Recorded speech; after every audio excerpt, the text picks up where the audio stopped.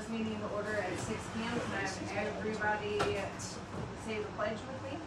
I pledge allegiance to the flag of the United States of America and to the republic for which it stands, one nation, under God, indivisible, and liberty and justice for all. Christine, can you do a roll call? Trustee Bass, Here? Trustee Foster, Here. Trustee Byler, Excuse. Trustee Manning, Excuse. and Chair Miskowitz, Here. Vice Chair Oldenburg, Here. Trustee Ramsey. Here. Thank you. We have a quorum. Okay, moving on to public comments. At this time, I would like to open the meeting to public comment. It is the opportunity for members of the public to address the board on matters within the jurisdiction of the district. Do we have any public comment at this time?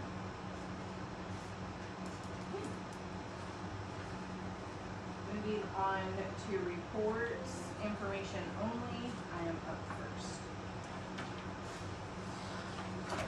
As we begin another school year, one of the things I would like to focus on as a board is being prepared and planning ahead. There are several upcoming items that I think that we should start thinking about now rather than waiting until the last minute. First, do we want to continue doing fundraisers to support our referee and gate funds this year? If so, I would like to start discussions on what type of fundraisers or events that we would like to do and when we would like to hold them. Planning ahead would give us more time to organize them properly and hopefully make them as successful as possible.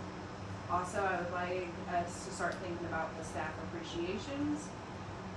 Is the time for the board would like to take an active role again this year, or if we prefer to leave it in the staff appreciation to the administration as historically been done. There is no need to make a decision tonight, but I would like everyone to start thinking about it. We also still have open seats on our school board. I'd really like all of us to get the word out within our communities. Finding people who are willing to serve is an important, and the sooner we fill these positions, the stronger our board can be. We also have Meet the Teachers coming up. If any trustees are available or would like to help participate where needed, you can talk to Mr. Ramsey and see if you guys have time. Lastly, I would like to thank everyone for what you do and the time that you give to the district. Serving on the school board requires a significant commitment and appreciation, the time and effort everyone puts in doing this work. That's all I have.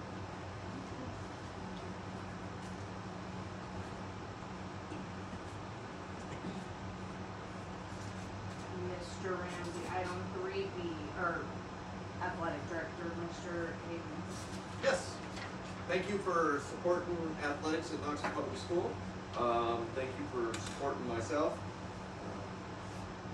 I would love to say that the schedules are all just perfect, but they're not. Got a phone call today and sounds like Hot Springs is not gonna have a football team in this coming year, so we'll be scrambling to maybe fill that game.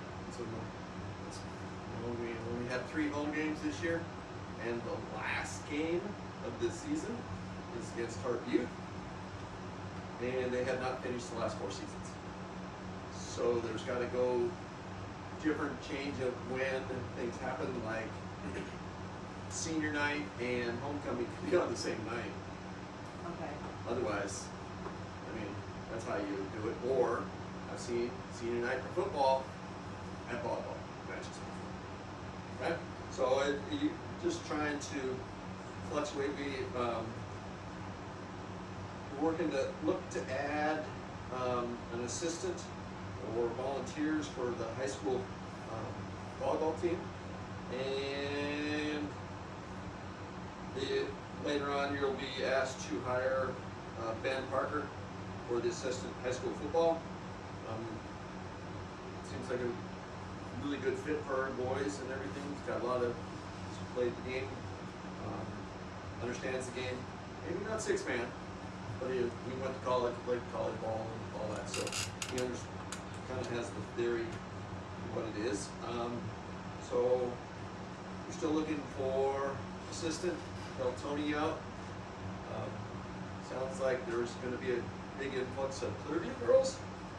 Heard that? I don't know until they show up. But we could go from 10 or 15 girls out for volleyball to 25. So you just need a high school volleyball assistant right now? Yes. And you have everybody for football starting now? Yeah, well, Yeah. later on, hopefully. Okay. But yeah, I mean, so, and I think the two that volunteered last year, they did a bang up job. I've talked to them and sent them an email. They did call to see if they needed to do background checks again and plan on helping out Okay. as much as they can. Yeah. Between the two of them, but one or the other will always be here.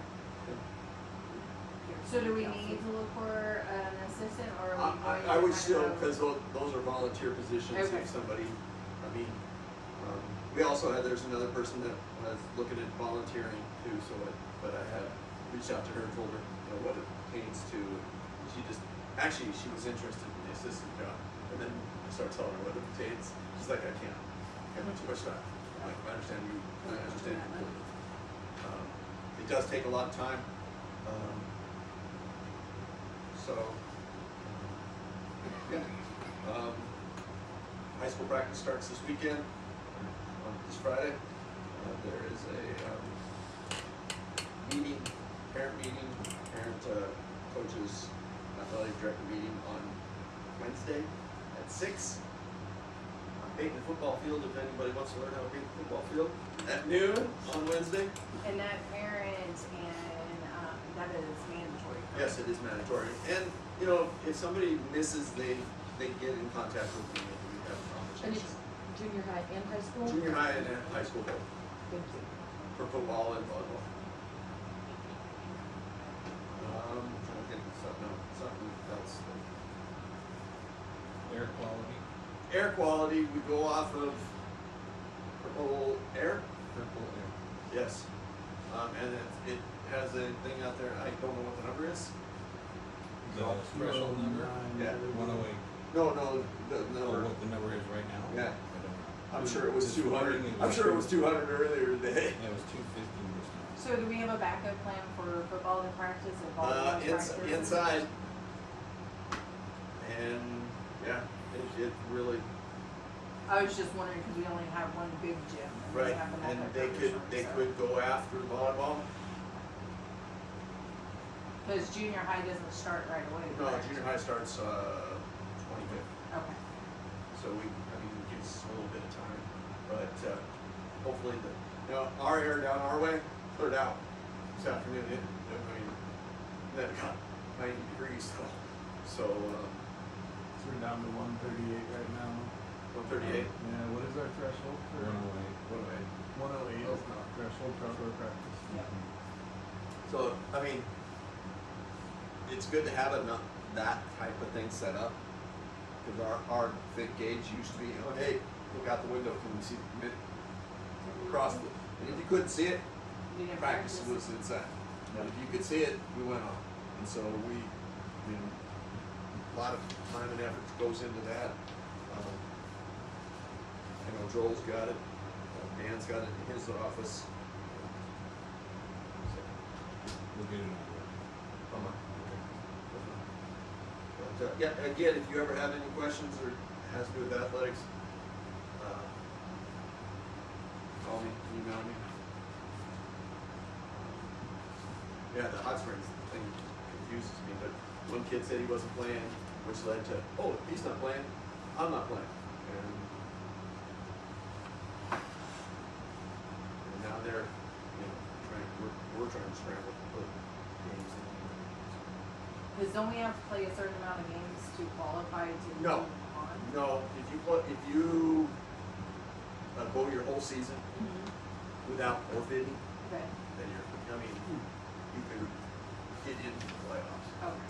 But if you're forfeiting, Can we play a team twice? no. Well, yeah, they advise you not to. Wow. Because of, which one are you gonna declare as conference and non-conference? Oh, okay. And somebody's like, oh, whoa, and so it comes back to, I mean, there's paperwork to fill out, MHSA doesn't like that, but, they will also, they don't like you to step up to play an 8-man team. Okay, Now, junior high, you can do that, high school, you can, alright, 6 males. okay. Thank you. You bet. Moving on to Mr. Ramsey, the superintendent and principal report. Okay, let's talk about the roof. Axiom delivered the first roofing materials to the district today. Justin is Axiom's on-site project manager, and Ryan with Northwest Roof Consultants will be on-site tomorrow and coordinate the project and prepare for construction. Roofing work is now scheduled to begin August 17th, which is later than the anticipated August 3 start date due to material availability. The project remains within the contractual schedule, which falls for completion by September 18th. Because school starts on August 25, Axiom plans to begin with the sloped roof over the band room. That portion is expected to be the most difficult to complete while students are present, so the goal is to complete as much of that work as possible before students return. I have confirmed with Axiom that the building can remain occupied while roofing work is underway. The primary anticipated disruption is noise from roofing activities, including fastener installation and operation of their Axiom's generator. We'll have staff begin returning to the building next week, giving us an opportunity to assess that noise level before students return. I am developing contingency plans in case roofing noise interferes with instruction, and if necessary, affected classes can temporarily relocate to spaces like the NPR, the gym, the library, or potentially even available classrooms during planning periods. So we will make those adjustments as needed to minimize disruption to students and staff, and I'll continue working with Axiom and Northwest Roof Consultants. We'll keep the board informed of any significant changes or operational concerns. Since our last meeting, we have begun working directly with Montana Office of Public Instruction to initiate the comprehensive support and improvement process for grades 7 and 8. On July 17th, I met with Lindsay Mahoney, OPI's Director of School Improvement, and Grant Harlan, OPI's School Improvement Specialist assigned to Knoxon, to review our accountability results, discuss our improvement efforts, and begin planning for the 3-year CSI process. During that meeting, OPI indicated that many of the initiatives already underway in Knoxon, including our staffing adjustments, alignment of mathematics standards with massed assessment, adoption of the study sync curriculum, and upcoming science of reading professional development, and emphasis on implementing professional learning communities, are well aligned with the expectations of the CSI process. They also commented that the district has been more proactive than many schools at this stage of implementation and is taking the appropriate steps to position itself for long-term success. The district will receive dedicated technical assistance from OPI throughout the 3-year improvement cycle.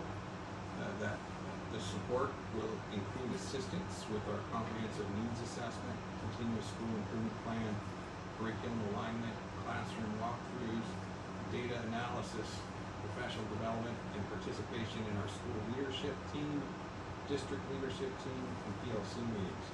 We also anticipate receiving right around $50,000 annually in federal Title I school support funding, subject to final allocation, to support evidence-based instructional improvements in professional development. Our immediate next steps include participating in OPI's CSI Summit on August 12th, preparing for the district-wide comprehensive needs assessment this fall, and continuing to communicate openly with our staff, families, and community about both the designation and the improvement work already underway. As I shared with you last month, I view CSI as an opportunity to strengthen systems that we were already making a priority for our district, and OPI's feedback has reinforced that we are moving in the right direction. Montana School Boards Association recently highlighted new federal guidance from the U.S. Department of Education on Title IX. While the guidance does not create new legal requirements, it does signal that the federal government intends to more aggressively enforce existing Title IX obligations related to sexual harassment and sexual misconduct. And some of that has already begun to hit other school districts in the country. In Knoxville, we already maintain Title IX policies, grievance procedures, and designated personnel to address these requirements. In preparation for the new school year, I have assigned Title IX training through Vector Solutions, which is our online staff training portal for all staff to reinforce reporting responsibilities and current district procedures. And I will also review our reporting, documentation, and investigative practices to ensure continued compliance with current federal expectations. With the summer and the start of the new school year, we always have handbook updates. First, the 26-27 student parent handbook received a pretty substantial update this year. Most of the revisions were intended to clarify expectations, improve consistency between the handbook and district practices, and address areas where our existing language is outdated or insufficiently guided students, families, and staff. One significant change involves junior high promotion activities. Eligibility for 8th grade promotion ceremony and the promotion trip will now be tied to a student's academic performance and attendance throughout grades 7 and 8. The intent is to make promotion activities a recognition of the successful completion of the district's junior high program rather than simply an end of the year activity in 8th grade. And I did put in there avenues for students who struggled during 7th grade last year to be able to still become eligible in 8th grade. We've also restored the beginning of year activity eligibility carryover. So a student who finishes the previous school year academically ineligible will begin the fall activity season ineligible and remain so until becoming eligible through a regular grade check. This restores an expectation that academic eligibility continues to matter through the end of the school year rather than effectively resetting the fall activity again. Attendance is another major area of emphasis.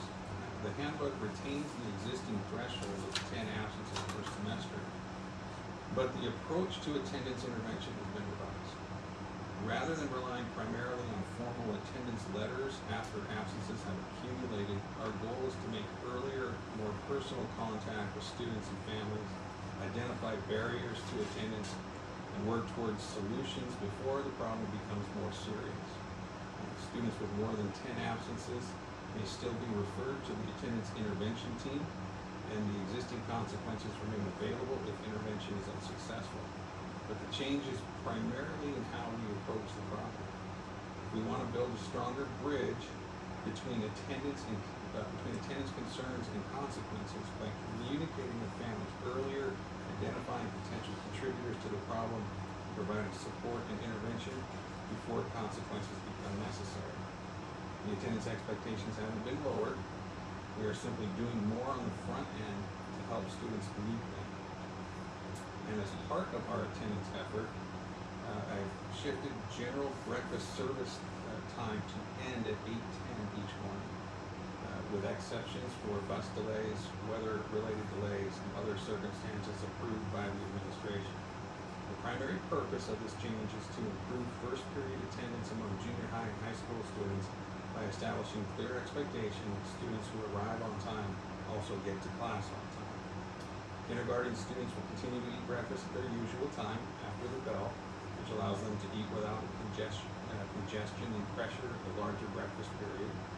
And appropriate accommodations will also be made for younger elementary students when needed. The intent is not to rush young children through breakfast or to deny students breakfast due to circumstances beyond their control. It's to address a recurring punctuality issue among our older students. What was the overtime for that? What's that? What was, you said you moved it to 8:10, what was it last year? It was undefined. Oh, So there were situations where some students, particularly some high school students, would consistently arrive with very very little time before first period. They go and get breakfast and spend their time and then show up to class there. If we want to improve attendance, we've got to start paying attention to that, put an end time to that breakfast service with reasonable accommodations for late buses, weather delays, those kinds of things. But the main goal is to get kids to class. What about kids that have no control over their parents always running late and getting in here late? Then I want to talk to that kid. I want to be able to have a conversation with them, find out what the barrier is, and potentially probably. Oh, yeah. No, I just know in the past, there's been parents that every day they're late, and it's not the kid's fault. It's not the kid's fault. It's a situation that I know it's not the kid's fault. It's not like we're going to deny them breakfast at all. It may be, here's your Granola sack of bar. granola bar, and it's some kind of food for you that you got to get. It's all in efforts to improve attendance, and the CSI designation, attendance is one of the factors that put us in that position. So it's got to be.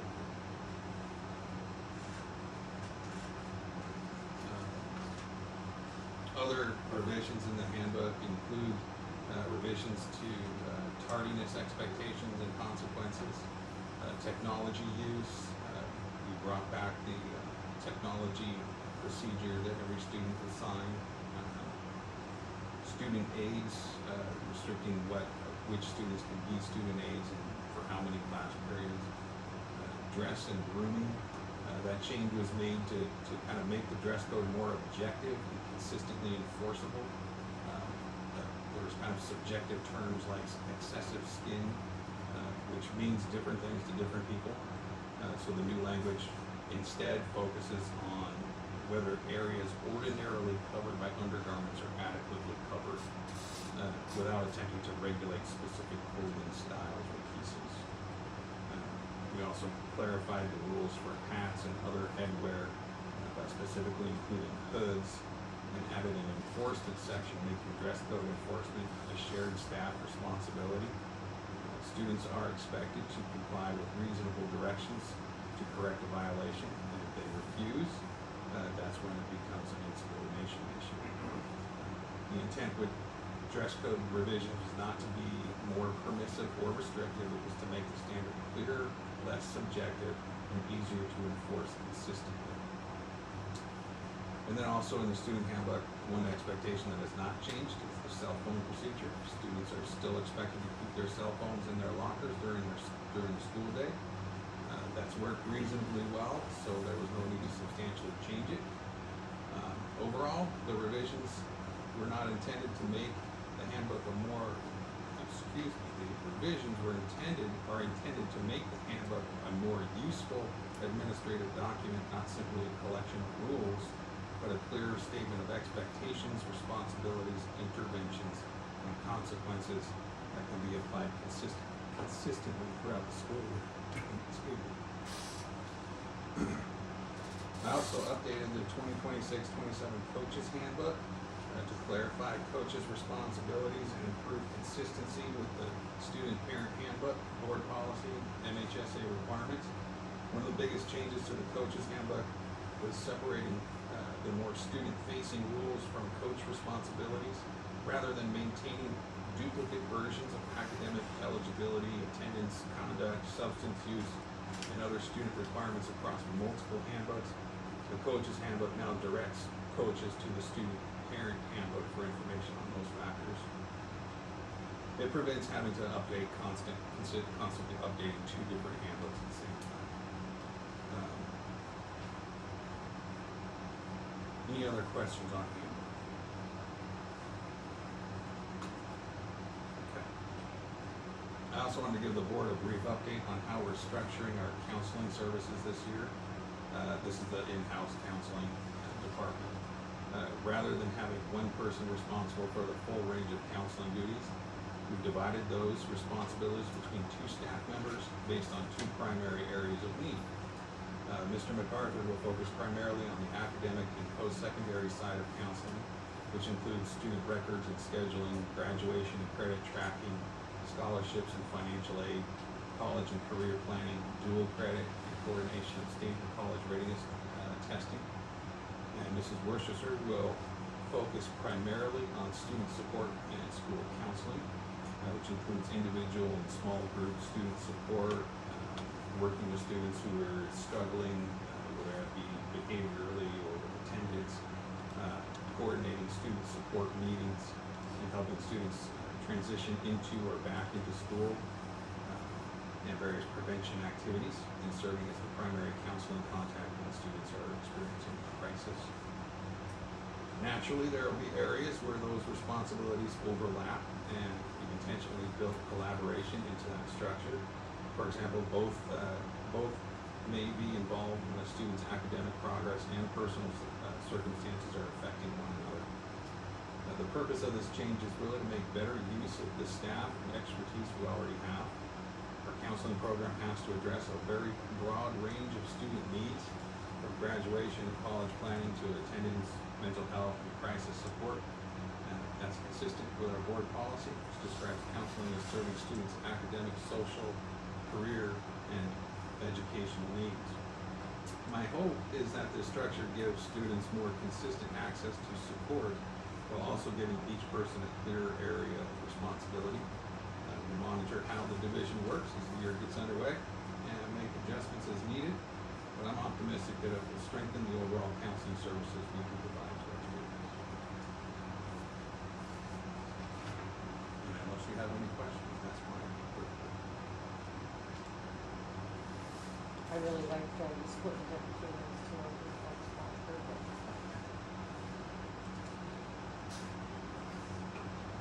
Moving on to item 4, consent agenda. Can I get a motion for item A through C, approve the minutes, student activity reports, and high school claims and payroll? Motion to approve the minutes, high school, or student reports and high school plans from July. Second. Public comment or discussion?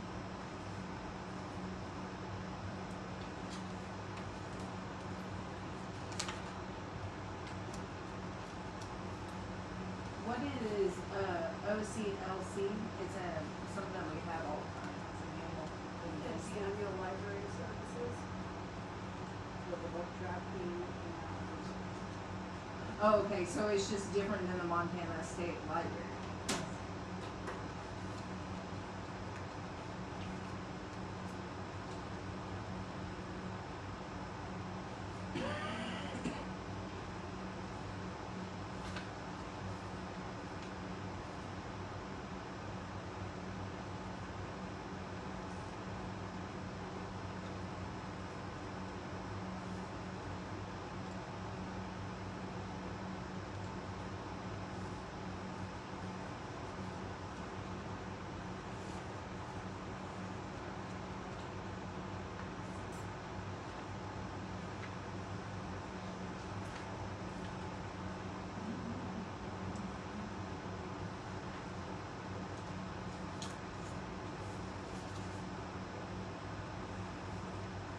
I have a question, and I'm not sure if it's for Ms. Hammy or for Mr.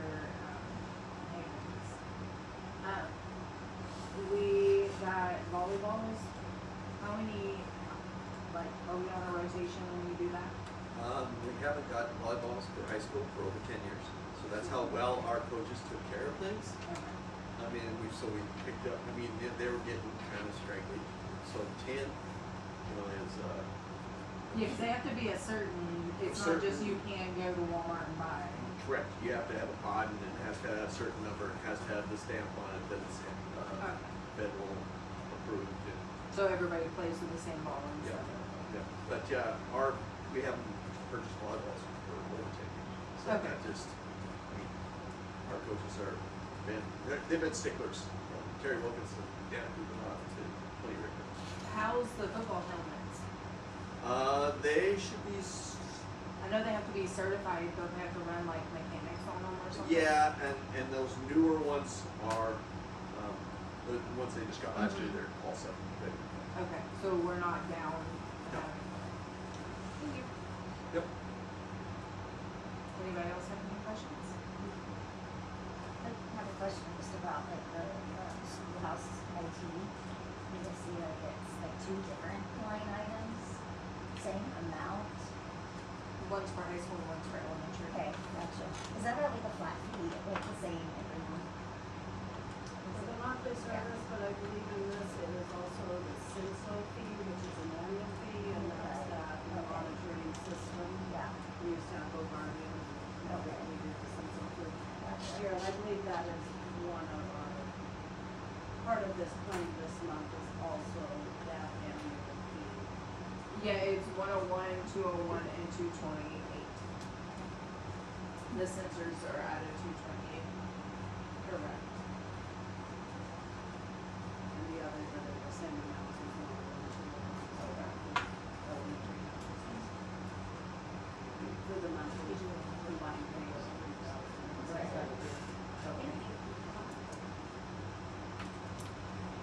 It's not really important, just out of curiosity, how often do we have septic function? I believe we generally do it once a year as part of maintenance services. Alcina's done, this side is done, and then this side is done. And it's done once a year as part of maintenance. Within a 10 maintenance. Yep. Well, I still think it's cheaper what we pay for a school, because that's what I pay to have my house done, and I'm on a 3-year cycle.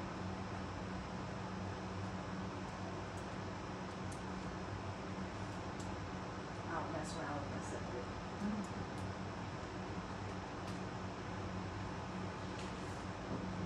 Any further discussion? Alright, Miss Handy, can we do a voice vote? Trustee Bass, Aye. trustee Bosker, Yes. board chair Miskowitz. Yes. Vice chair Oldenburg, Aye. trustee Ramsey. Motion carries, thank you. Item 4D, can I get a motion to approve the elementary July claims and payroll? Motion to approve elementary July claims and payroll warrants. I'll second. Public comment? Board discussion?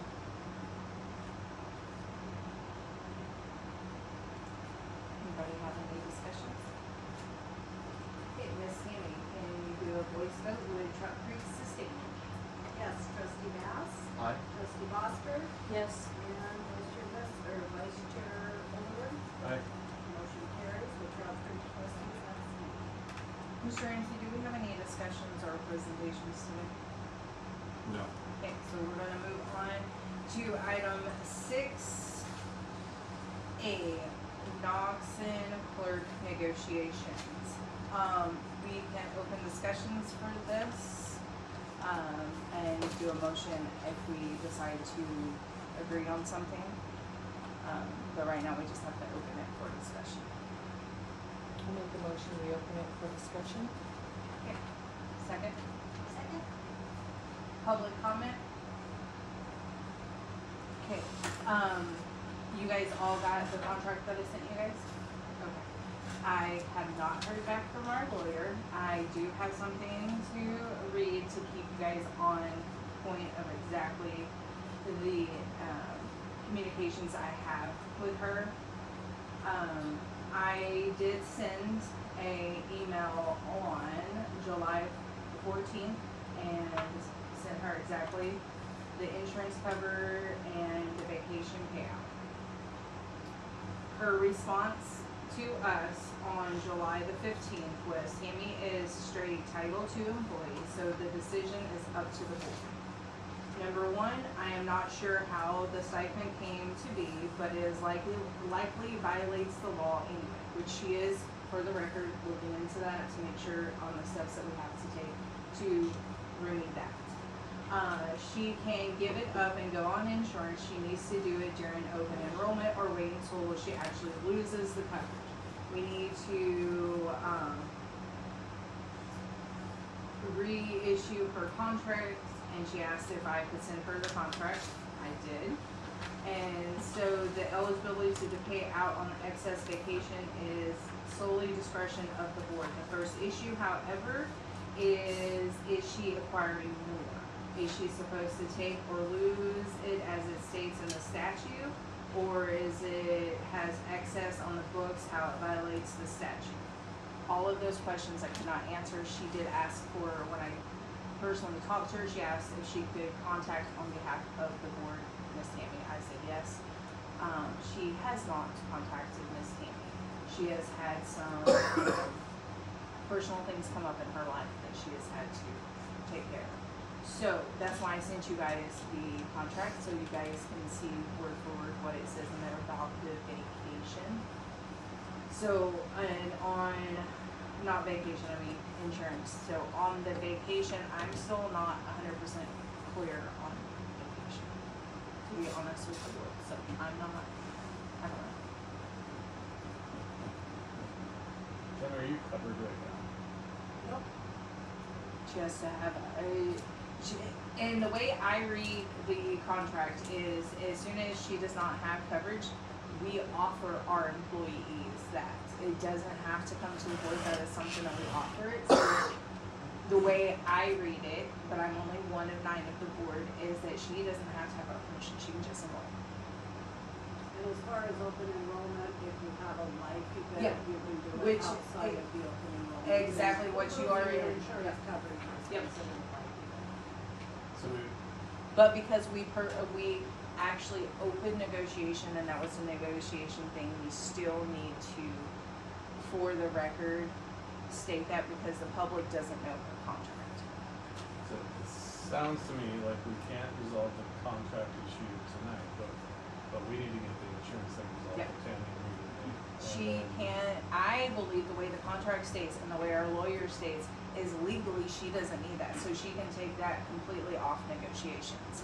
And that would only leave the one, thing that she's asking for is the payout for the vacation. And we don't have clarification on that from our legal, so we can't move forward unless you guys wanted to. So we're waiting to get clarification from Leva. Yes, on I the was hoping payout that I for would have that vacation. before tonight's meeting. But I we did. can rescind the entire insurance discussion, Yep. negotiations, and we can just go. Just Yeah, take but it we off just the need that that fly. Yeah. We just need it for the record. Is that an outcome that would make you happy, Tammy?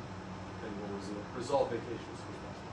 Down the road, doesn't matter. Well, it'll be resolved, and we also have negotiations with Mr. Bledsoe on our thing, so, I will, as of tonight, when we enter and go into that one, then I'll just have another email to send her, and hopefully she can give it, and if you guys are willing, we can do a special board meeting if anybody has the time open to do it. Yeah. That was what I had proposed for us. But just for the record, we just need to clarify that she can rescind the, insurance because it's already covered in her contract to do exactly what she's asking us to do. And because the board makes that contract with her, we already give her permission to do that, so.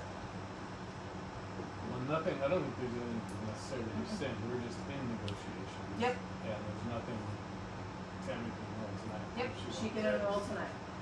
I brought it to the board because it will cost the district about $1,200 a month for a year more Yeah. than what I'm currently paying. Which it was nice of you to bring to the board, to bring it to our attention, but the way your contract states, you're covered. Yeah, Certainly mine just need needs to, changed. but I felt because it will cost the district more, that it was the right thing to do. Appreciate it, needing to get covered. Yeah. So we'll just- Yes, I'm done. Have a special meeting about the other ones you Yeah, hear back. exactly, that. and I know that they're on our agenda, we do have Mr. Bledsoe on here, so I just figured one more email to Kelva, and she's supposed to be back in the office this afternoon, it was the email, the last email I got, but she did not get back to Doesn't us. she have other stuff? that She support does, it us? was sent to it just didn't get to us today. So. I forwarded the last email over to them, just to cross my T's and dot my I's. I'll also see her next week, Sweet. She's busy. so. Sorry, not that, not that. Yeah, this week. Sorry, this is taking long. So for the record, Ms. Tammy, we're still in negotiations with you, that's all we really have not to do for old business is to basically table it again. Everybody in agreement with that one? Okay, moving on to item 7A, or 7 new business action items. A, consider approval 26-27 superintendent evaluation priorities and annual goals. Okay, so, oh, we need a motion first. Yes. I do. The motion to approve, or to approve the 26-27 superintendent evaluation priorities and annual goals. Second. Okay, public comment. I'm sorry, who seconded that? Uh, Okay. My apologies. Okay, and there is no public comment, so board discussion.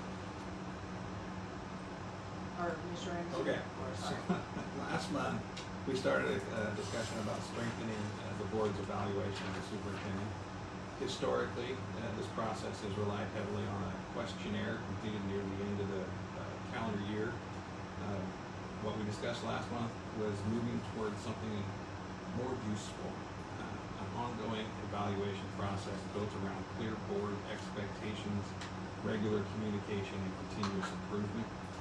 One of the things that I heard from the board last year was that establishing priorities at the beginning of the year would make the evaluation more meaningful. Rather than waiting until the end of the year to remember everything that happened, we would identify a few areas now that deserve particular attention and then discuss progress on them throughout the year. And that's what I'm bringing back to you tonight. Before I go through these proposed priorities, I do want to make an important distinction. These priorities are not intended to define the superintendent's entire job. I remain responsible for all of the duties required by Montana law, board policy, my contract, and the job description, and the day-to-day operation of the district. Those responsibilities don't disappear simply because they are not identified as one of these priorities. In fact, my contract requires that the annual evaluation be reasonably related to both my position description and the district's goals and objectives for the year. These priorities identify a few areas where the board wants particular emphasis during the 2026-27 school year. They give me clearer direction about where you would like concentrated effort, and they give us something concrete to return to during our conversations throughout the year. So, the first proposed priority is strategic leadership, specifically leading the development of an updated district strategic plan.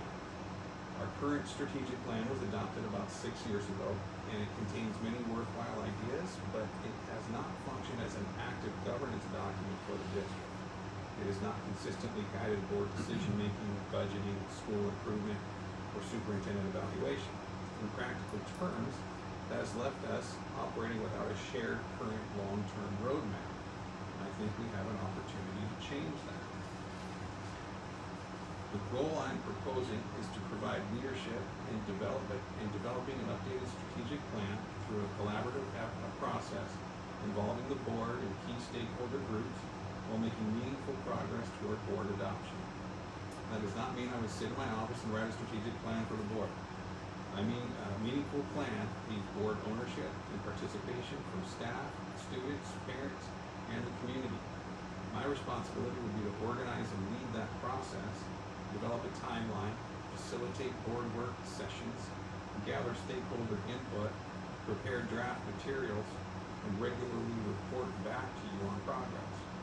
The ultimate purpose is not simply to produce another document, it's to create something the district actually uses, a plan that gives future boards and future administrators direction for budgeting, improvement efforts, decision-making, and evaluation.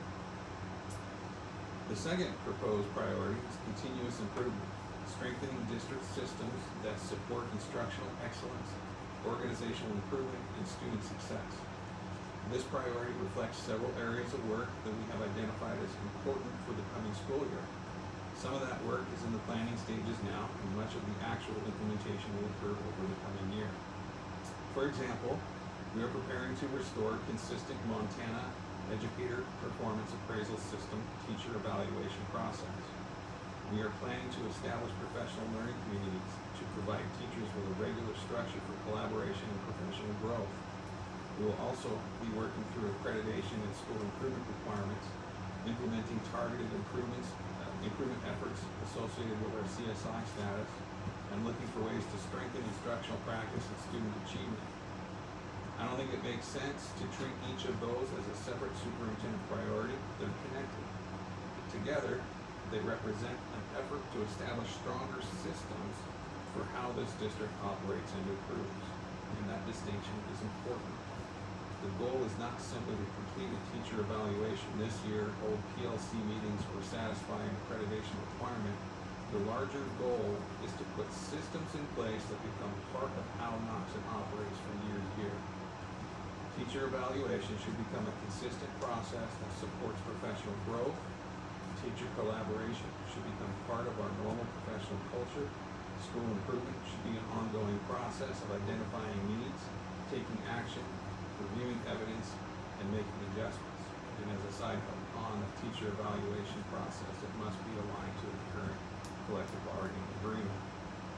So, that proposed annual goal is to develop, implement, and strengthen sustainable district systems that support instructional excellence, continuous improvement, and student success through key organizational initiatives. Then, as the year progresses, evidence of that work might include implementation of the Montana EPAS teacher evaluation process, establishment of professional learning communities, school improvement activities, CSI improvement efforts and progress monitoring, professional development, instructional improvement initiatives, and the progress reports that I provide to the board. Then the third proposed priority is governance and communication, which is strengthening board governance, communication, and organizational effectiveness. One of my most important responsibilities as superintendent is helping this board successfully carry out its governance role. The board cannot make good decisions without timely and accurate information. At the same time, an effective superintendent-board relationship depends upon understanding the difference between governance and administration. The board establishes direction and policy. The superintendent administers the district in accordance with that direction. My responsibility is to help make that relationship work well. The proposed goal is to strengthen board governance through timely communication, transparent reporting, policy development, and organizational support that improves board decision-making and public trust.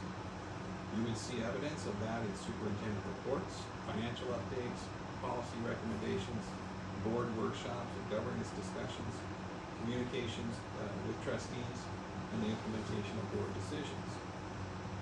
Taken together, these three priorities are intended to answer a pretty simple question. What does this board especially want its superintendent working to accomplish this year? They're not meant to cover everything I do, nor are they intended to lock us into a rigid checklist. They give us common points of reference. The Montana Superintendent Evaluation Model emphasizes exactly that kind of ongoing process. It recommends that trustees articulate expectations at the beginning of the year and provide formative feedback throughout the year rather than waiting until the annual evaluation to discover that the board, the superintendent, had different expectations. So tonight, I am asking you to consider whether these three priorities accurately reflect what you want emphasized this year. Are these the right priorities? Is there anything you would change about the goals? Is there something important that's missing? These are board priorities for the superintendent. I drafted them based on our discussion last month, but they become meaningful only if they reflect the direction of the board. If, after discussion, the board is comfortable with them, my recommendation is that you adopt them as the superintendent evaluation priorities for the 2026-27 school year. From there, I would use them to structure my progress reports throughout the year. They would provide the focus for ongoing conversations between the board and myself, and when we eventually reach the formal evaluation, we will already have spent the year discussing the work, the evidence, the progress we've made, and the areas where further improvement is needed. This is ultimately the change I hope that we accomplish.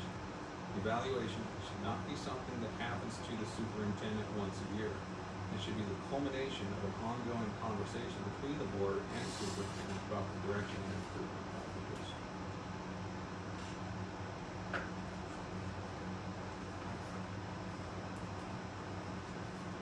Board discussion. think it looks great. I guess one thing, and I could be totally missing, is just incorporating teacher feedback somewhere outside of just that, the full evaluation next year. Is there any way to fit that in this plan? Yeah, there can be, like I did last year, staff surveys that would be structured in a way around those three Okay, criteria. more in depth. So the goal, what we're trying to build are systems that can exist beyond me. Right? I do have a question, but I'm trying to look at my CBA to see if I can, if it's in there. Would you like me to take it for 10 minutes? Yes, please, sorry. I just didn't want you guys waiting. First of all, I really appreciate it. I was pretty vocal last year that I really wanted the board and superintendent to work together to just this. So thank you for being responsive. I think you did a good job. I do view these largely as umbrellas because I mean, at the end of the day, you're still responsible for everything in your purview. You won't be evaluated strictly on 3 things, right? And I kind of like the They're lines of evidence on the far right column. they're intentionally constructed as umbrellas, Right. so that there are multiple components beneath each one. Yeah, yeah.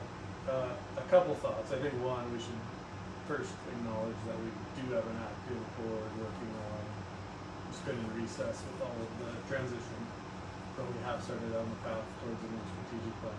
Nothing of Correct. substance has been produced, so, but just to remind folks of that. But I love that because I really think getting that in place will help us reevaluate this evaluation next year and incorporate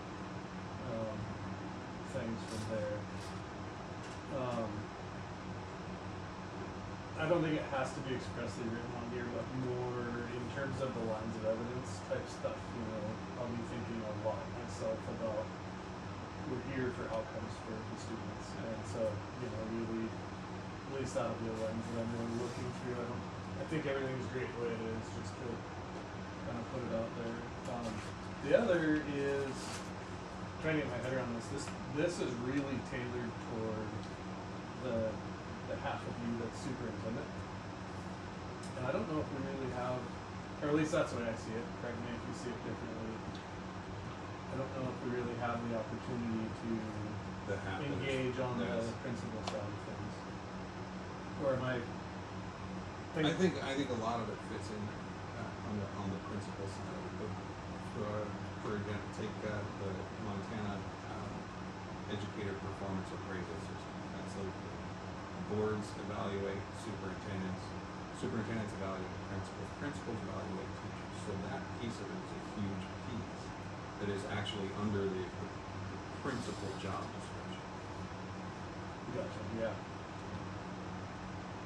I'll just summarize this. I'm very pleased for, I think this gives us a great starting point for this year, and I'm sure, as with always happens, we'll learn ways to tweak it and improve it as we go, but great job, and thank you for doing it.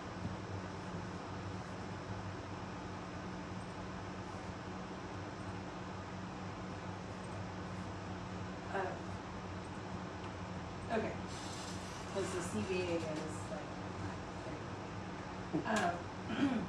to answer your question, it does say our CBA, the superintendent or principal, whoever supervised that appropriate area. Like when we had Whitesell and Ms. Rhonda, Rhonda did elementary and Whitesell did high school. So What does it say about that? it says that the evaluation method, the evaluation instructions is the Montana EPAS evaluations of teacher performance shall be done by superintendent or principal, Oh, right. or the supervisor of the appropriate area must be based on his or her own observation. So I have a question here. There's 2 questions that I have with the CBA when it comes to evaluations, how you're going to implement this. It kind of scares me, to be honest. Okay, so the one that scares me the most is how often you get to evaluate our teachers. So that is 17.6. A, and it says teachers shall be observed in performance of their work assessment and purpose of evaluation at least once and not to exceed twice yearly for non-tenure teachers. And at first once for tenure teachers every 3 years. At least once every 2 years? No, only once. Once every 3 years. Tenured teachers go through the evaluation process once every 3 years. So, knowing what I know, how are you gonna start evaluating teachers that, how do you know who's had an evaluation and who hasn't? The previous How does- superintendent did not evaluate. The previous superintendent, I evaluated one teacher. He was not here. So can we legally just start this year off and We have to. that was my. The way that I read it, we have to, because tenured teachers are to be evaluated once every 3 years. And it's been over 3 years since tenured teachers have been evaluated.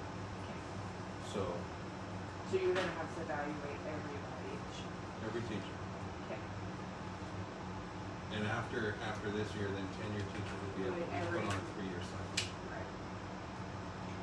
And the other one, this is a big question for me when it comes to the 2 teachers that we have without the certifications and their endorsement.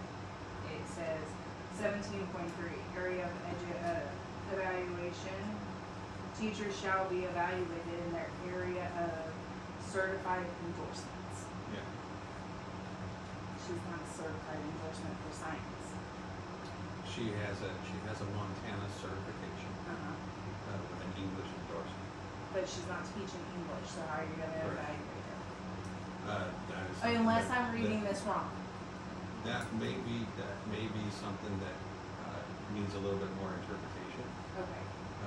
But as a non-tenured teacher, the CBA It's also one, says yes, she but is it evaluated. just says her certified endorsement. And when I was reading that, that's what came to my mind, is we do have a teacher that is certified. She is a certified teacher, but she does not have science endorsement, and by the CBA, you can't evaluate her because she doesn't have that certification in the class that she's teaching. That's something that I've already sent off an email about to check on. Okay, those were my, because I like everything on here, I think that is, everything in here, there was just a couple of things with the evaluations that I was thinking, you were kind of setting yourself up to a huge task. It is a huge task. So, Would you like to read those? How long has it been since those evaluations? Would you like to read those? Some Oh, teachers, it's okay. been over 5 years. so I don't wanna derail this too much, because we're getting away from the task at hand, and it'd be appropriate, but maybe an open-ended question, or maybe just a quick question. How standard is that? Why do we have that in the CPA, where teachers are only evaluated once every 3 years? I've never seen that in a CBA. Negotiations are this year. I will just put it out there that I'm a But fan. it very well may be a common Montana practice. Yeah, that's something I'm gonna wanna look into and understand better, because I'm a big fan of annual evaluations. I mean, meant to be helpful for everybody, but, It's how we improve, it's how I like evaluations, I like to know where I need to improve, where I can be better, but that's me. anyway, this looks like it's. Yes, I agree with Eric, I second Eric's opinion here. That was just my only thing is, this itself is a huge task to make sure that you're on point with all 3 of these and your expectations. I believe you can do it, but when you factor in the evaluations for your whole staff, that can just kind of make my stomach flip flop. I've already developed a system organizing in a way that it should flow fairly well. Cause you're supposed to do evaluations at the beginning of the, like, the years and the term, so. They will have to be completed by March first. I thought that was only if they had. The observations have to be completed by March first. Sorry, I'm not trying to be a stickler, I'm just. No, it's gotta be aligned to the CBA, I'm not gonna be outside of it. Yeah, no, I just, let me read it again, cause I might have just overlooked it, but I.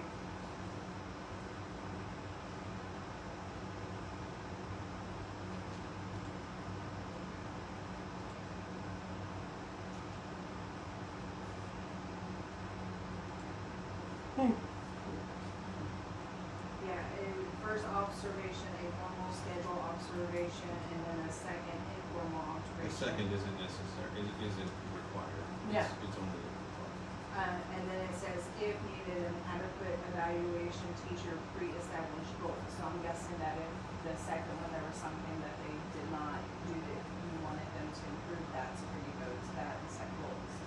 And that all The goal setting process begins the evaluation process. Oh. Yeah, we really need to write this better. But it does say all of it must be completed by March first. All observations have to be completed by March first. The ending summative evaluation, the conversation that provides the teachers with the summative evaluation document can take place after March first. Okay. Okay. So the basic system is between So we have a October, little bit. end of February, that's when all observations are due. Oh. Yeah, I was thinking you had like 3 weeks out of when school started to get them all done, so I was kind of, No. yeah. Any further discussion, any questions? One other thing, just today I made one tiny, modification in goal 2. The document that you have, I think says continuing strengthening, is it the continuing or does it start with develop? Continuing. It's okay, so you have continuing strengthening sustainable district systems that support instructional excellence, continuous improvement, and student success by implementing and defining key organizational initiatives. That's what I have. Thought it might be a little bit more clear to say develop, implement, and strengthen sustainable district systems that support instructional excellence, continuous improvement, and student success with key organizational initiatives. Reason being, some of those things are possible evidence of will be being implemented. Does that make sense? Can I make that motion? Yes. Yes, you did. But the motion was to, the motion. The It's motion, okay, I mean, it's totally fine if you wanna go with what I gave you, or if you want to modify it, that's separate. But I think it's simple. They have the same meaning. It's simple to say, make a motion to approve as amended by Superintendent Ramsey this evening. Will, do you still second that motion? Okay. Will still seconds, Ms. Amy. That's easy too. Okay. Ms. Hammy, can you do a voice vote, please? Absolutely. Trustee Bass? Aye. Trustee Foster? Yes. Chair Miskowitz? Yes. Vice Chair Overberg? Aye. And Trustee Ramsey? Abstain. Absolutely. Thank you. Okay, moving on to item 7B, consider approval of revisions to the board policy 2410 high school graduation requirements. Motion to approve revisions to board policy 2410. Can I get a second? One second. Public discussion? Board discussion, Mr. Ramsey? Okay, so during my student handbook review, I identified an inconsistency between board policy 2410 and the district's longstanding handbook standard for valedictorian and salutatorian eligibility. Policy 2410 currently requires a student to have attended Knoxon High School for at least 3 semesters, while both historical and current student handbooks require a proposed policy revision would establish the 2-year requirement in board policy, bringing the documents into alignment and preserving the district's existing expectation that students receiving Knoxon's highest academic honors have completed a substantial portion of their high school career in the district. 2-year standard also provides a clearer and more meaningful measure of a student's sustained academic performance at Knoxon than the current 3-semester requirement in policy.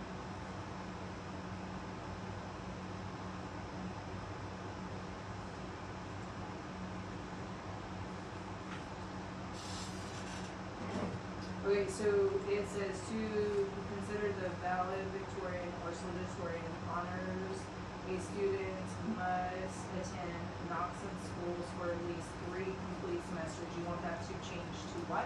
To 2 years. As the policy is written, a student could come in halfway through their junior year and earn valedictorian status. But the way that we have operated for as far back as I've found handbooks, it said 2 years. Do you know when this changed? The last time this policy was actually changed was July 2026, but before that, it was adopted on 2/21/22. And it was revised on 1/8/24, and Do you- then 10/13/25. So revised, do we know when that part was revised? I always thought it No, was. it- you That don't- revision was the graduation credits. Yeah. Yeah, Bringing, there was we were reducing the amount of credits necessary for graduation. And Yeah. we stopped that reduction, called it 25 for a Yep. regular diploma, 26 for. And on the 26, we were keeping 25 and 26 credit, and we're keeping religion instruction release time course. I'm only proposing That to was it. change just the Yeah. 3 semesters to 2 years. Yep. I agree. So I very strongly support that. One request for the future, kind of like we do when we have all the policies come through, if you wouldn't mind, actually mark it up so it's easy to see what the Yeah. What the specific changes there. proposed change would be. Okay. Yeah, I That'd be agree. super helpful. Unrelated to religious policy, I do have a good question, but just the names honor roll and honorable mention. I don't really like honorable mention, I've never heard that before. I feel like it could be honor roll 3-5 to 4-0 and then principals list, or, superintendent's list. So I think, although 3-5 in most schools deserving of honor roll, it's just an aside as I was reading this, because I was curious. Any No, thoughts about that? We just have to add you to the agenda for next month, and we can change that if the It's- Board of 9 would like Down to. that hill I wanna die on. No, I'm just saying, that's the protocol to do it. Yeah, okay, thank It's you. I good. was not aware of the protocol. Thank you. I'm trying to remember what they called it in my school. There was different terminology, but same. In college, it was like honor roll and dean's Dean's list. list, Yeah. So I like, that's just, I think the honorable mention kind of does a disservice to the 3-5. I don't know. Yeah. I don't know if anyone has opinions on that at all, but. And I definitely, if we have to put that on the agenda, if it can just be done, Amber, No, about, it has to be done when the public I has know, 48 hours. so that we will write what Yes. was adopted. I want that to for sure be, because we can't tell when that one was adopted, if it was 2022, 24, 25. Well, what we have right here is, we haven't updated our policy book yet. Because it would actually say June 26th, 2026, because we changed those things in there. So the adapted is, When you go through, we don't know which part. no, the adopted. Yeah, That means that's when it came to be policy. yes, the whole, The whole Page. thing became to be policy. but I'd like to know when the change from 2 semesters to 3. Do you know which date it actually changed? No, and you won't know that either. So that's what I think he was That's why saying, we I can mark keep- it down there, changed. That's why my policy book looks like this. Yeah, And it has the dates and stuff, but that's for a personal thing, so. You could look back in the archives on So- the meetings on those dates, and that'll tell you when it changed. So if you could put it on there that we adopted on to 21-22, changed 3 semesters It to won't, 2. it won't, that's It not how won't. we do it. Well, I mean, what it would help with, just having the date that anything was amended, then you can Yeah. go back to the version That's, from that year. that's what those dates are. No, I If know. if you go back to the revised on and you pull up the meetings for January the eighth, 24, it'll tell you And the that's- policy, yeah, That's the point I'm making, is we would have a mechanism then to find, yeah. to find it at least. Okay, you mentioned.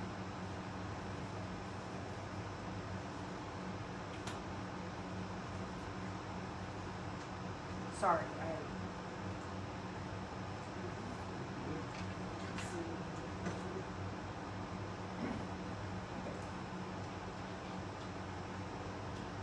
any other further discussions? Okay, Ms. Hammy, would you do a voice vote, please? Trustee Bass? Aye. Trustee Basker? Yes. Board Chair Miskowitz? Yes. Vice Chair Oldenburg? Aye. Trustee Ramsey? Aye. Motion carries, thank you. Okay, moving on to item 7C, consider approval of the revisions of board policy 1000. It's the Board of Trustees. Can I get a motion? I motion to consider approval of revisions to board policy 1000 board of trustees. Second. Public discussion? Board discussion. Okay, what are you changing, Mr. Ramsey? Okay, so this was an adventure in history. So as part of the review of the board policy manual, I discovered that policy 1000 no longer accurately reflects the legal organization of the district's board of trustees. The proposed revision is not intended to change how the board is organized or how it operates. Instead, it updates the written policy to match the governance structure that has existed under Montana law for nearly a decade. The history of this issue goes back more than 40 years. In 1986, the Sanders County Superintendent determined that the portion of the Trout Creek Elementary School District served by Knoxon High School was entitled to 2 high school trustee positions under Montana law. And to accomplish that, the county created 2 Trout Creek trustee nominating districts divided by the Clark Fork River. At that time, the Knoxon board consisted of 3 Knoxon trustees and 2 Trout Creek trustees, creating a 5-member board for high school matters. A few years later, another important event occurred. In 1988, the Heron School District experienced governance difficulties and was unable to maintain a functioning board or school operation. After attempts to reestablish the district were unsuccessful, the Sanders County Superintendent issued an order abandoning the district and attaching all of its territory to Knoxon School District, effective July 1, 1989. From that point forward, the former Heron territory became part of the Knoxon Elementary District. For many years thereafter, the governance structure remained unchanged, and Knoxon continued to have 3 elementary trustees, and Trout Creek continued to have 2 trustees participating in high school business. Then when policy 1000 was last revised, and I found it was 2014, it accurately described that 5-member structure. And then there was a significant change that occurred in 2015. The Office of Public Instruction determined that the Knoxon Elementary District's population had grown sufficiently to require reclassification from a 3rd class to a 2nd class elementary district under Montana law. As a result, Knoxon was required to increase from 3 elementary trustees to 5 elementary trustees. At the same time, Sanders County determined that Trout Creek was entitled to 2 additional high school trustee positions, increasing Trout Creek's representation from 2 trustees to 4. The county also consolidated the former East and West Trout Creek nominating districts into a single nominating district for election purposes. These changes were implemented through the May 2016 annual school election. Since that election, the district has operated with the governance structure that it has today. There's 5 trustees that govern elementary district matters, 9 trustees comprised of the 5 Knoxon trustees plus the 4 Trout Creek trustees that govern high school district matters. That's been the district's legal operating structure since 2016. However, Policy 1000 was never revised after those statutory and electoral changes occurred. And as a result, the policy still states that the district is governed by a 5-member board consisting of 3 Knoxon trustees and 2 Trout Creek trustees. That statement accurately described the district before 2016, but no longer reflects its current legal organization. So this proposed revision simply brings the policy into alignment with the district's actual governance structure, does not create new trustee positions, does not alter voting authority, or change the composition of the board. Those changes were made through Montana law, county action, and the 2016 trustee election. The policy revision merely updates the board's written governance document so it accurately reflects the structure under which the district has been operating for nearly 10 years. It's a housekeeping thing to bring the policy up to date. The references to the Trout Creek positions being split by the Clark Fork River, that hasn't been in place for years. And so the proposed replacement for the membership section is the district is governed by a board of trustees organized in accordance with Montana law.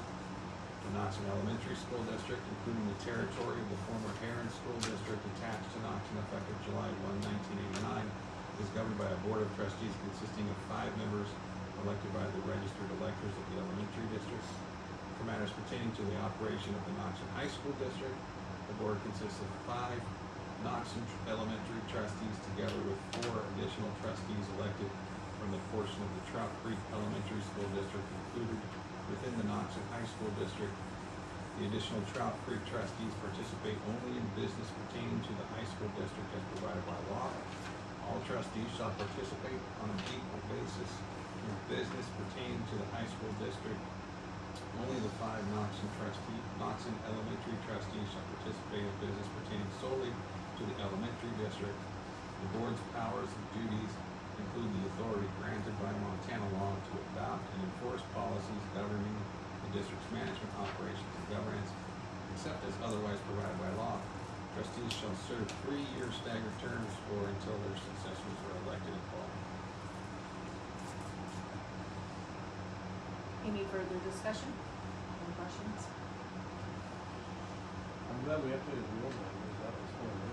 What's that? Despite being wrong, the old language is very, it's hard to understand, the old language. Oh, It's not with written on. it divided by the river. And the parentheses, the parentheses. Did we get the overlay on this? I have sent it to her and not heard back. Yeah, so. But he checked with our electoral. I did work with the Sanders County Superintendent of Schools as well as the election office to get this information. Awesome. Yeah, thank you.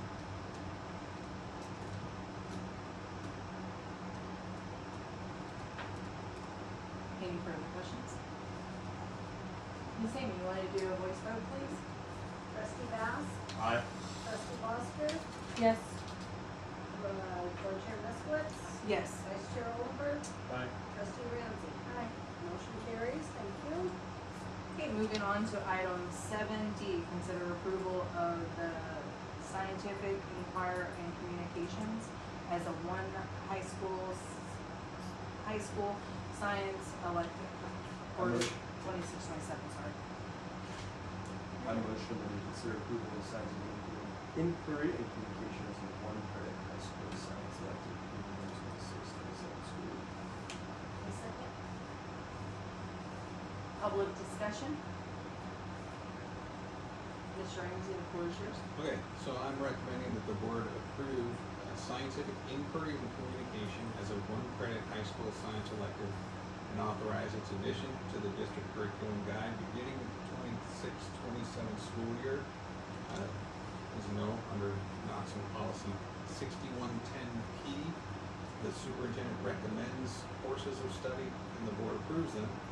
The same policy assigns the superintendent responsibility for recommending staff allocation and assigning teachers, subject to board approval of the overall instructional arrangement.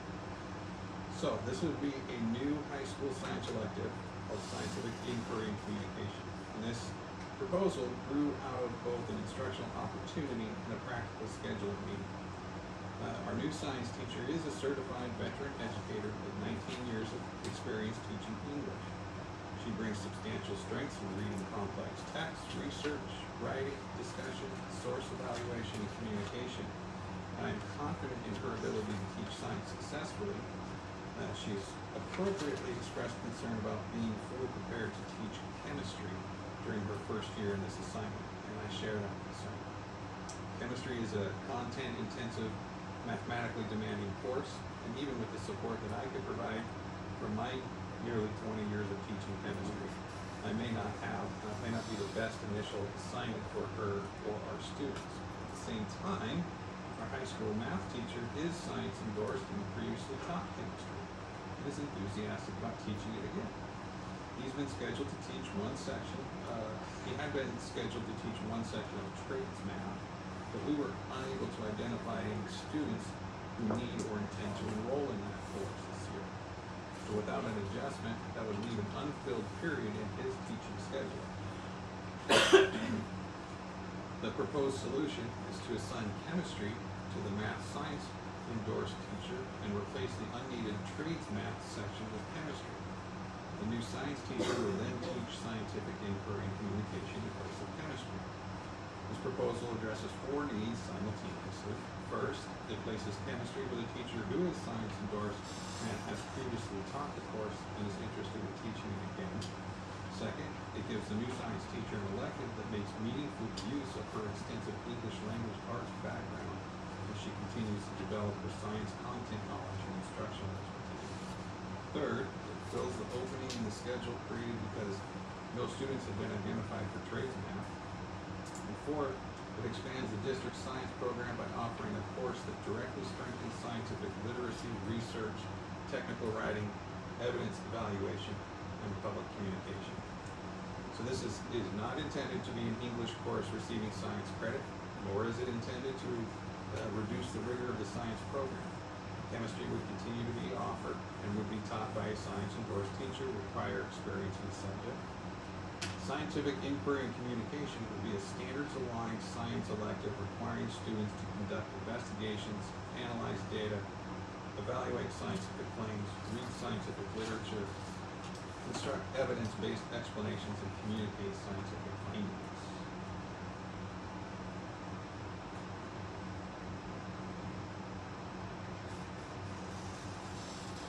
Any board questions? Did you say this would do away with the trades math? There would not be trades math for the 26-27 school year. I'm a Only big, because we don't have anybody. Just because we did not identify any students that would be that interested. wanted it, not because we'd be adopting this one to get rid of it. We would not get rid of trades We math just out of the aren't gonna have curriculum it. guide, we just wouldn't offer it this year. I think it's awesome. But have you identified any students that are interested in this elective? As I'm going through the scheduling process, I'm beginning to identify. And the first year local cost, is that per student or just for academic course? Say the first part again. The estimated first year local cost, is that per Oh, the student local or? oh, no, that's total. That's total cost. And because a lot of the course materials for this would be written material and for reading the Montana Reach grant, we've made it to pay for that. Awesome.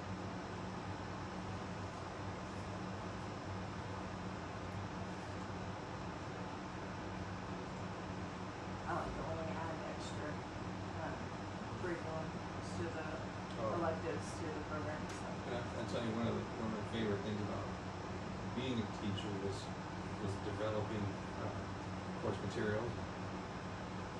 And I still get to do that today. I would say too, just looking at the unit structure, there's a lot of really cool stuff going on, you know, that is relevant to this, not even just with that, just broadly. I think And the people way- would be involved. The way science standards are constructed, you have your life science standards, you have your earth and space standards, you have your physical science standards, and then they have what they call the science and engineering practices standards, which are interwoven between throughout all three of those primary science and comparative. And they're also the most difficult to get to in school. This is a whole class that's geared toward those standards throughout the year. Yeah, I'm with Will.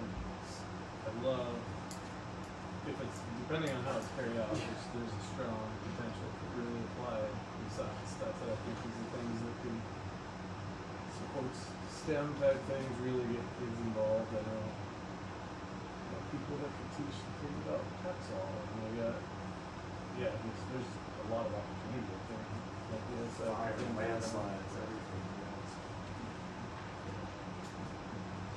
Tim, I think it's kind of cool that we have two board the trustees here, that you guys can show excitement and of course that we're offering as elected. That's pretty cool, that they can see that it actually turns into something real. I like it. The mixed chemistry. Yeah, English teacher for And it's exciting that he's excited about teaching that, so. And the goal would be eventually for the science teacher to teach it. Eventually, I'd like to see that come back. So what are we doing physics this year? What's that? Should we be doing physics this year? No physics, Oh, biology? biology. So that the highest she would go to would be biology. She would have in addition, because we already have forensic science in the curriculum guide, there would be a section of that as well as this one.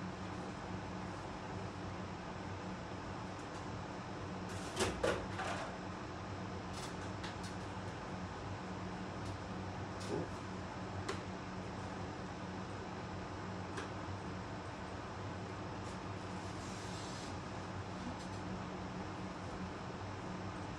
Any further discussion? Okay, Ms. Hammy, a voice vote, please. Trustee Bass. Aye. Trustee Bosker. Yes. Richard Misklitz. Yes. Vice Chair Overberg. Aye. Trustee Ramsey. Aye. Thank you very much. Moving on to item 7E, consider approval of 2627 BNC SCT service agreement with Yellowstone Boys and Girls.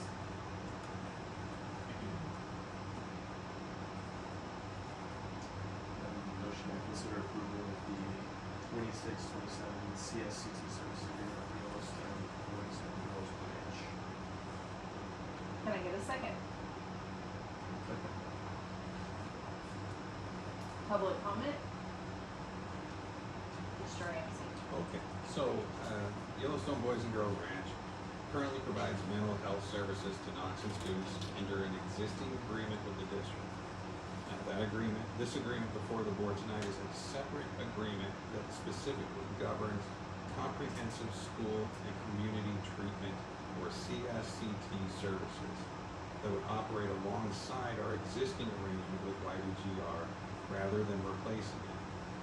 So most of the services our students currently receive through YBGR are provided through the Community-Based Psychiatric Rehabilitation and Support, or CBPRS, and other Medicaid-funded services under our existing arrangement.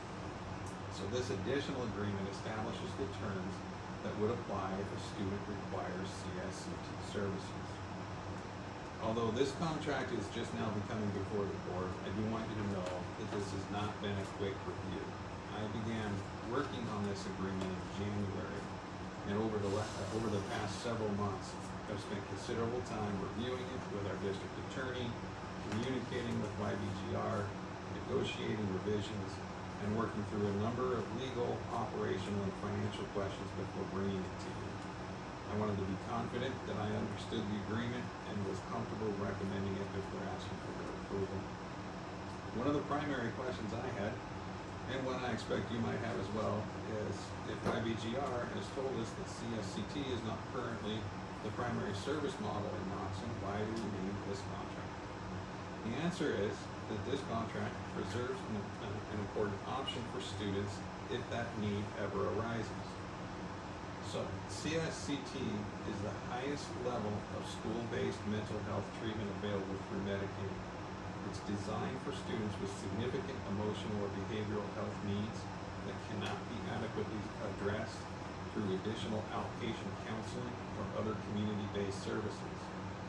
Students must meet strict Medicaid medical necessity criteria to qualify. These are typically students whose mental health significantly interferes with their ability to function at school, at home, and in the community, and who require intensive coordinated treatment from a licensed therapist and behavioral health staff. At present, we do not have any students receiving CSCT services. All of the students currently served by Yellowstone Boys and Girls Ranch are receiving CBPRS, a less intensive Medicaid-funded mental health service that focuses on helping students develop the behavioral, emotional, communication, and daily living skills necessary for success at school, at home, and in the community. According to YBGR, CBPRS continues to meet the needs of the students they serve in our district. Another question I had was the potential financial impact. YBGR provided estimated cost calculations that showed under the new state funding model, a one-person CSCT team would result in a maximum district cost of approximately $985 per month if that team operated at the maximum number of billable units allowed under state rules. Because I anticipated the board would have questions about those numbers, I discussed them directly with YBGR.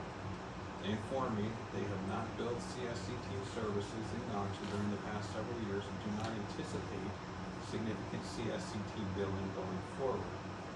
Their expectation is that they will continue serving our students primarily through CBPRS and other Medicaid-funded mental health services, using CSCT only if a student someday has clinical needs that cannot be appropriately met through those less intensive programs. Approving this agreement does not mean the district will immediately incur CSCT costs or that any of our current students will be moved into CSCT. It simply establishes the legal framework so that if a student qualifies under Medicaid criteria and intensive treatment becomes clinically appropriate, that service is available without having to negotiate an agreement during the student crisis. I believe it's prudent to have that option in place before we need it. You might also wonder whether approving this contract would allow YBGR to begin providing CSCT and billing the district without our knowledge. The contract itself provides safeguards against that. A student receiving services under the agreement must meet the CSCT eligibility criteria and must be screened and referred to YBGR by district staff. The district and YBGR also coordinate the referral and enrollment process. And YBGR is required to provide the district with a current list of students receiving CSCT services, their payment sources, and the total monthly CSCT billing amount. In addition, I specifically discussed this concern with the YBGR executive director, and they have committed to ensuring their staff does not provide CSCT services without my consent, so that the district is fully informed of any financial obligation before those services are provided. In other words, this is not a situation where CSCT services should simply begin and the district later receives a bill without being involved. So after several months of legal review, negotiations, discussions about the operational and financial implications, and direct conversations with both our attorney and YBGR, I believe that maintaining this agreement is in the best interest of our students. It preserves access to intensive school-based mental health treatment should a future Knoxville student ever require it, while not committing the district to using those services today. So for those reasons, I recommend approval of that contract. The student is ineligible for Medicaid services are necessary. Is there, I see here it says that the bill will be passed on to the family. If they don't pay it, does it really come back to the school? Or would that situation be possible? So in a situation where a student doesn't qualify for Medicaid, Or the, yeah. So CSCT, I mean, it's a Medicaid program. Okay. So, That would matter. It is still possible for us to see those students, the parents do have to pay out of pocket. Okay. Yeah, that's why I just read this. Okay. so a non-Medicaid student, that cost is not gonna bounce back. So they just wanna add this service to it, It's and just it's a long- only if they need it. It's only if a student happens to get, this is like the highest level of, this would be a student who severely behaviorally, mentally impacted and needs an intensive. Have we ever Work seen with this therapists. one before? I think it's a new service. Yeah. isn't it? Yeah, well, there was some changes to how Medicaid bills CSC. And from my understanding, there's like only 2 schools in the state that are the CSCT. It's not anything it's not a model that we're going to implement either. But it's a good service to have if they needed it. Because even if we don't ever use it, it's not gonna cost the district anything, but if we need it and we didn't have it, we couldn't access If it. there was a student who was in, But we were like, if we didn't these have it, we students- couldn't access it. right,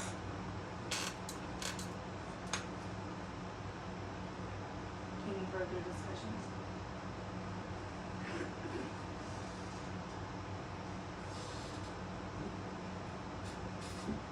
Tyler? Will? Ms. Ramsey? Ms. Amy, a voice vote, please? Trustee Bass? Aye. Trustee Oscar? Yes. Chair Moskowitz? Yes. Vice Chair Oldenburg? Aye. Trustee Ramsey? Abstain. Thank you. All right. I've done a lot of research on our next item, to make sure that I do it correctly. Huh? Yes, we can. Miss Amy, can I do a 5-minute recess, please? We're Absolutely. exiting at 7:37. Okay, I'm gonna call the board back to order at 7:43, Miss Amy. Okay, moving on to item 7F. Now, I have done a lot of research on this, and I have it down pat, I believe, to make sure we do it right. So if you guys just bear patience with me. Okay, appointment of a trustee to fill vacant board positions. The next item on the agenda is to appoint a trustee to fill a vacant Knoxon Heron trustee position. In pursuant of 20-3-309 MCA and Knoxon Public School Board Policy 1112. When a trustee vacancy occurs, the remaining trustees are responsible for filling the vacancy by appointment. The board is received interest from Mr. Pafford, who is seeking appointment to the vacant trustee position. At this time, I would like to invite Mr. Pafford to come forward. You wanna get I'll give you a chair if you want a chair. I'll stand. I'm Sure. nervous. You're good. Mr. Pafford, thank you for your willingness to serve the Knoxon Public School and our community. I will now open the floor for the board for our questionnaire. Did everybody have their questionnaire? Okay. So, there is I set, have copies of the questionnaire for the public. okay, if anyone wants it. so, do you guys just want me to read the questions, or do we wanna go around and read the questions? Okay. Question number 1, briefly tell us about yourself, Mr. Pafford. I was born and raised in Florida. Joined the Marine Corps in '73, retired in '99. Worked for the Idaho Department of Labor for a while. Started my own business teaching photography there in Kootenai County. Did that for a while. Moved out here full time in 2012 and started teaching as the long-term sub-English teacher here at the school for, I don't know how it happened, but for 3 school years. I was the long-term sub as they were, picking and choosing real English teachers. And then I quit that teaching job so I could become a board trustee. And became a board trustee in 2016, or 2016, and fooled him into becoming the board chair soon after that. And had some great years as the board chair, whether some people told me so or not. And did not run for re-election in 2023. And now I'm here asking to get back in the band because I miss it. So thanks for giving me this opportunity. Nope. We don't do it till Yep, after. just bear with me. Okay. I did a lot of research to make sure we did this right. Double check. Nope, you're good. Question number 2. Why are you interested in being a Knoxon school trustee? I miss it. You guys do good work. I remember being excited about some of the things that were in the cooker, so to speak. Some of those things came true. The seniors now are universal, or rather the 9 through 12 are universal.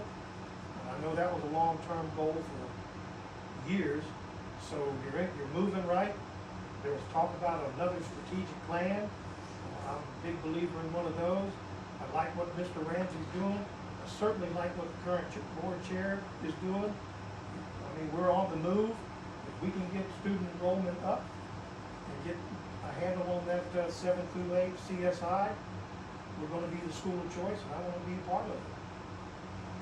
Alright. Number 3, what do you know about the school district? I'm sorry. Well, I've been following from a distance. So I bring the knowledge up to 2023. I kept all my notes, and I'm hoping that we can restore my old school email account. If the technician can reach back to the server and grab it, I'll have all of that historical legacy. But I've been following from a distance. I think I've got a good starting handle on the current status of the school district, up and down the table of contents. And so I'll have to do some catching up, I grant you that. But once I catch up, I think I can be a good member. I think I can just step right in. What are your qualifications to make you a great board member? Well, yeah. Yeah. Well, I tell you, I believe in what the board does, and I believe in where the board is going. And so, because of the faith that I have in the current trustees and the movement of the board itself, the goals and priorities that the superintendent laid out this evening, I'm going to want to participate. And I think wanting to be here is a large part of the qualification. What motivates you as an individual? I'm curious. I'm curious. I'm curious, and I like new stuff. I like trying new things. I like moving fast and breaking things. So something like a board of a public school district offers me, I don't know what the policies are, from 1,000 to 8,000, all of those opportunities to learn something new, and I enjoy doing that. What role do you think you would play on the board? I'm a voting member. There will be times when I will be devil's advocate on purpose. That's my nature. So as issues come in, if there's a opposing view that I find valuable to the discussion, you can depend on me to be that opposition view so that the discussion does take place. But it won't have any bearing on my vote.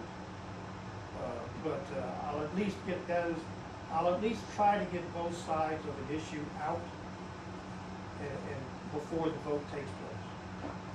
What questions do you have for the board? Why in the world you let me do this? So anyway, I have no questions. I'll leave the rest up to you folks. Thank you. Thank you. Okay. Is there any further discussions? Okay, so seeing no further discussions, the chair will entertain a motion that is required for the appointments. And I have a motion if somebody would like to read it, if you guys want to. So, okay, so the so moved motion, Ms. Tammy, is I move to appoint Mr. Packard to fill the vacant Knoxon Heron trustee position in pursuant of 20-3-309 MCA and the Knoxon Public School Board Policy 1112, with the appointment effective upon his qualifications and completion of filling of the required oath of office. I thought that word for word. I have it on a piece of Thank paper you right very now. much.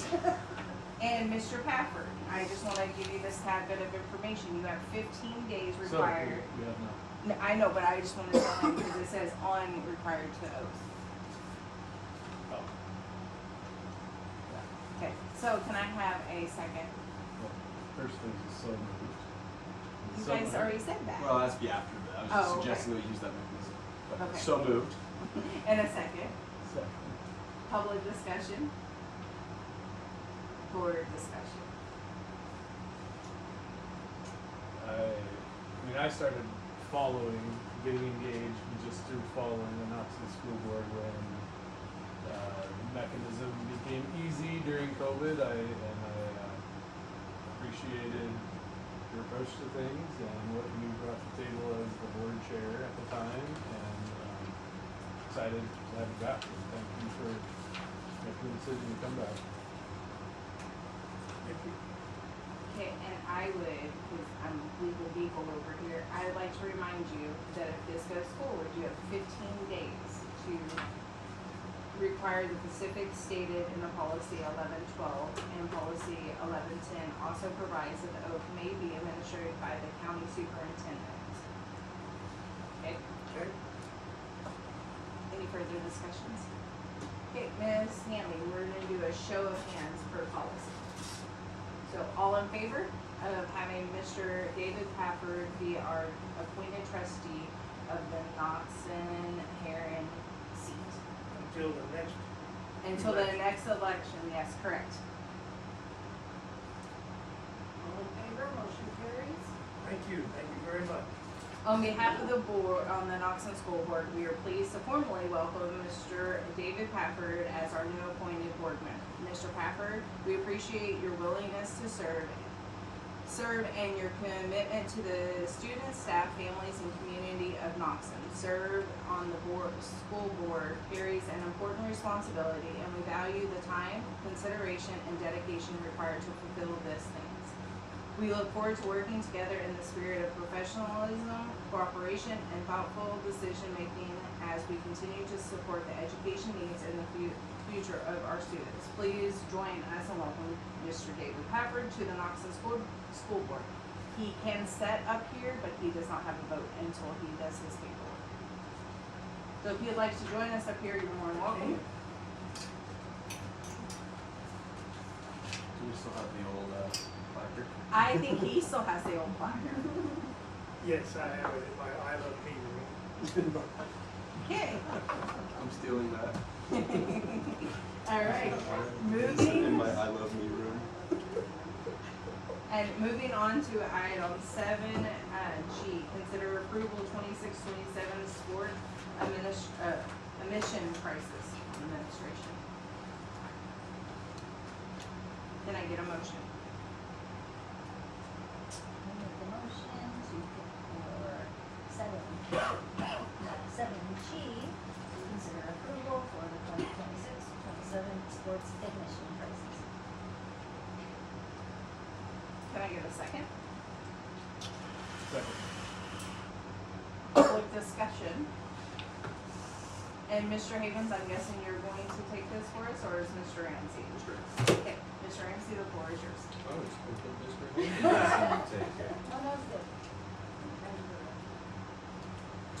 So this is our current, these are our current, prices, for gate pricing for 25-26.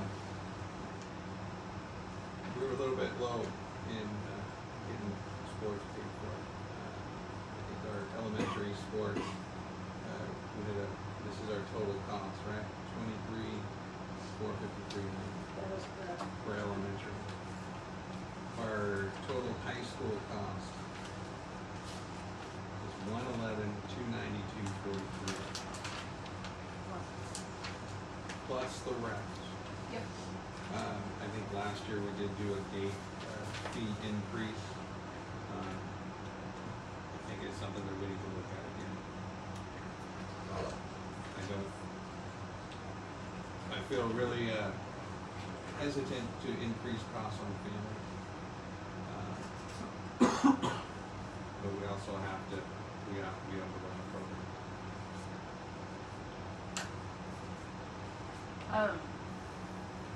So I have a lot of questions and a lot of thought process on this one. I know we've brought up pay to play. I know that we've brought up raising the admission prices. We've also, I know this, it kind of goes hand in hand. So I know we're not making a decision, we've already made a decision on our food costs of going to the CEP, but it is under the microscope for next year. So as it stands right now, if we did not have CEP, the average for this year, the food costs for one student for breakfast and lunch would be $700 and some dollars. So we'll round it up to say $7. So if we did do pay to play, would we do it per sport, per year, and what would that look at? Because if you have one student and you're having to pay for their lunches, and that's $700.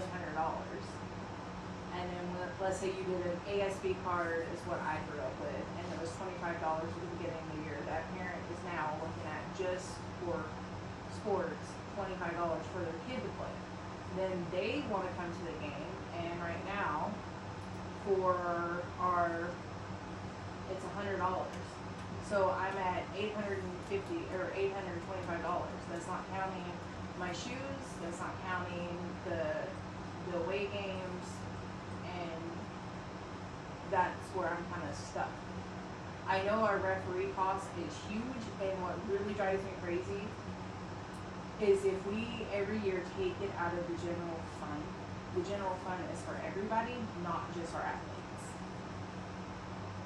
So I know we tried fundraising last year. We raised $800, which was really nice, but at the grand scheme of it, it was a penny dropped into a basket. So, you can come and join the discussion. You're our AD, you know. Well, I just want you to think about this too. When we look at the prices for these year passes, we have, I believe, don't mark my word on it, 43 home activities. Yeah, I mean, it's Sports not bad. So, if you look at, I don't want to do this to our families either, but if you look at the family pass, $100 for your family to get into 40 games. Potentially 43 games. Yeah, so you're looking at $2 a game for your family to get in. I mean, it's cheap. But I just want you to think about that numbers. Okay, 40, at least 40, 45 activities that are at home. Into those numbers, I was wondering that, yeah. I just ran the numbers and I'm sitting here I like, think- okay, where? You know? Yeah. So, Mr. Havens, because you probably know this better than anybody sitting here, because you talk to the other ADs and the other schools, you have those conversations. How many schools around us do pay to play, and what are? Like Thompson Falls High School, right? There's 35. for And high is school. that per season? Per season, unless you, and then, but they do have some kids that are doing dual sports.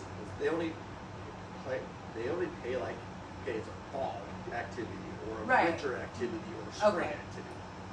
But if they do 2 of those activities one year, they just still. So if we had an 8th grade junior high girl that played junior high and also high school, we wouldn't charge 35.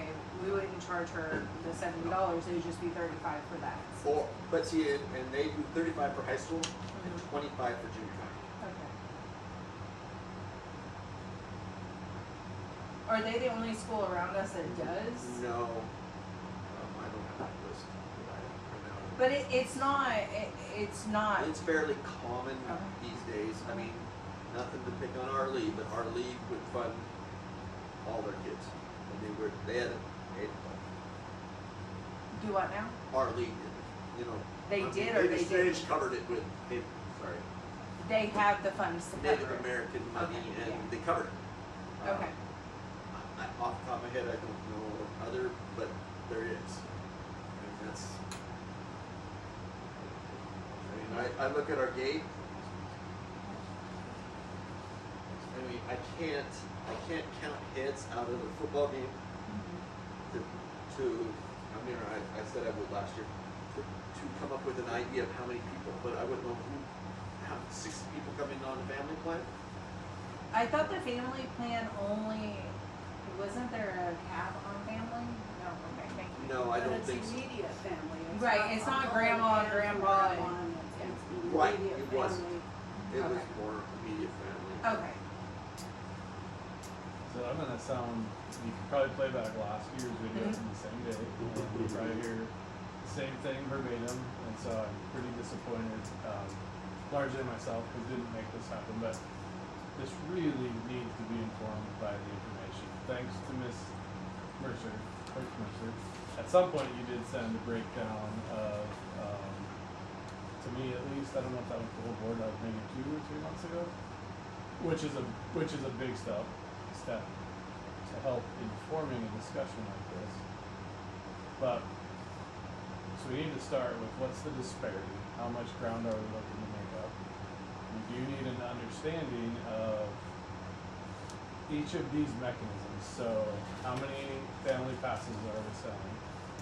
What are we collecting in gate fees at each event?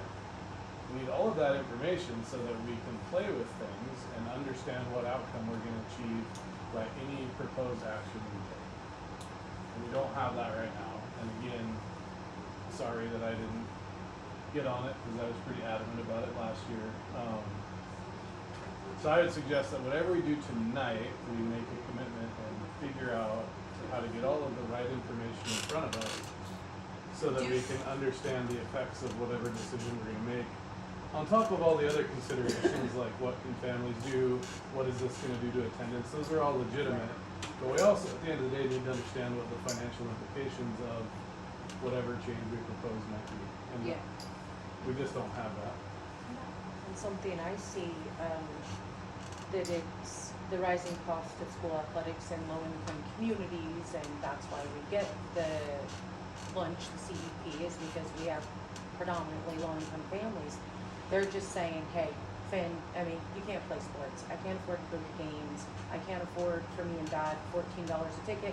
I sure don't have an extra $100 to pay for a year fee, because things are very tight since 2020. Food, the rising rent costs, single moms.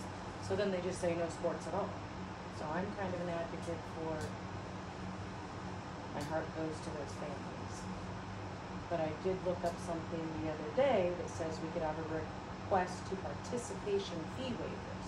So if I get free and reduced lunch, then I automatically get to put a waiver in to the athletic director. Yeah, but who pays that? The school pays it, that's no different than what It we're is, but it doing now. kind of proves that that family needs it and they're not abusing it. That I'm just not choosing to go buy myself a coffee at any No. shop, but not paying for the game. No, I agree with that, but the financial part, the number part of it, I know. it won't change out of the general fund. Well, I think, That was my No. thing. But if we lose a bunch of sports players because parents can't Yeah, afford to they come to the won't, games, then when, or if kids are sad because mom can't afford, dad can't afford to come, or just one has to pay, by the time you get a hot dog for you to go in the game. And I just think we gotta remember that not everybody has extra money, and I've seen families really struggling to even buy their kid a hot dog or a hamburger. what was that called? What? so, I view this a lot like the last discussion we had on which way to go with the lunch program, where I do think we probably really need to consider going pay to play. But I think that's not something we'd be responsible to implement today. I think it's something we plan for a year out. Yes. And that would give us an opportunity to look at things like, working with the Booster Club or trying to secure grants to provide scholarships for kids that can't afford to pay to play, or families that can't, or otherwise figure out how to deal with that side of things. I agree. And the Booster Club, they were talking about doing some more activities, but they did reach out. I talked to one of them and she was like, I'm just really bummed because only one employee of the school came to their last event. So it's just kind of a. Yeah, but it was during the summer. I know, and I said that. I said, I'm sorry, we were super busy, but she was just like, I know, it just was Yeah, kind of a during, bummer. during the summer, it's hard to First of all, pinpoint anybody, everybody. I know, we all were busy, but I also feel like they are working really hard to get some different things going. I would like to do another fundraiser like we did for football. I had a lot of fun when we cooked the Yeah. hamburgers Agreed. for the school board. Well, like I think we said, should- you guys need to Pick a consider football game. for discussion. Y'all might have I don't- mentioned this when we started discussion this time. What was the current shortfall for athletics?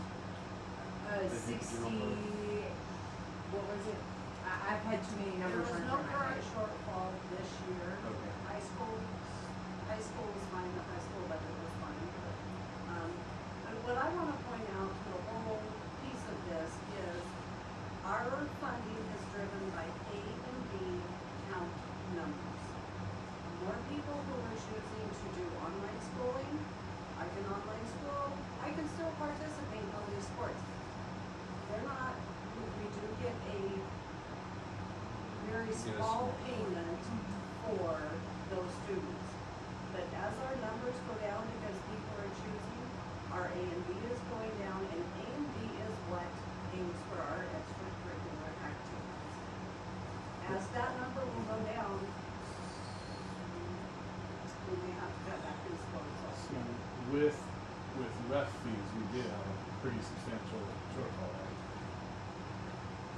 No, there was enough money in the gate to cover all the $1,700 of the ref fees, which then was covered by the high school general budget, the general funds. That's part of that thing that I gave you there. The printout, it's not on your computer, it's a printout that shows the cost for elementary athletics, and then it had breakdown for cost of high school athletics. Transportation is huge. I have another question. It's the majority of the cost. And I know we have some athletic parents and club parents on the board. What happened to fundraising with them? Like football, volleyball, fundraisers, and I only say football and volleyball because there's are sports that are opening right now. Do We did we some- still do? They've done some.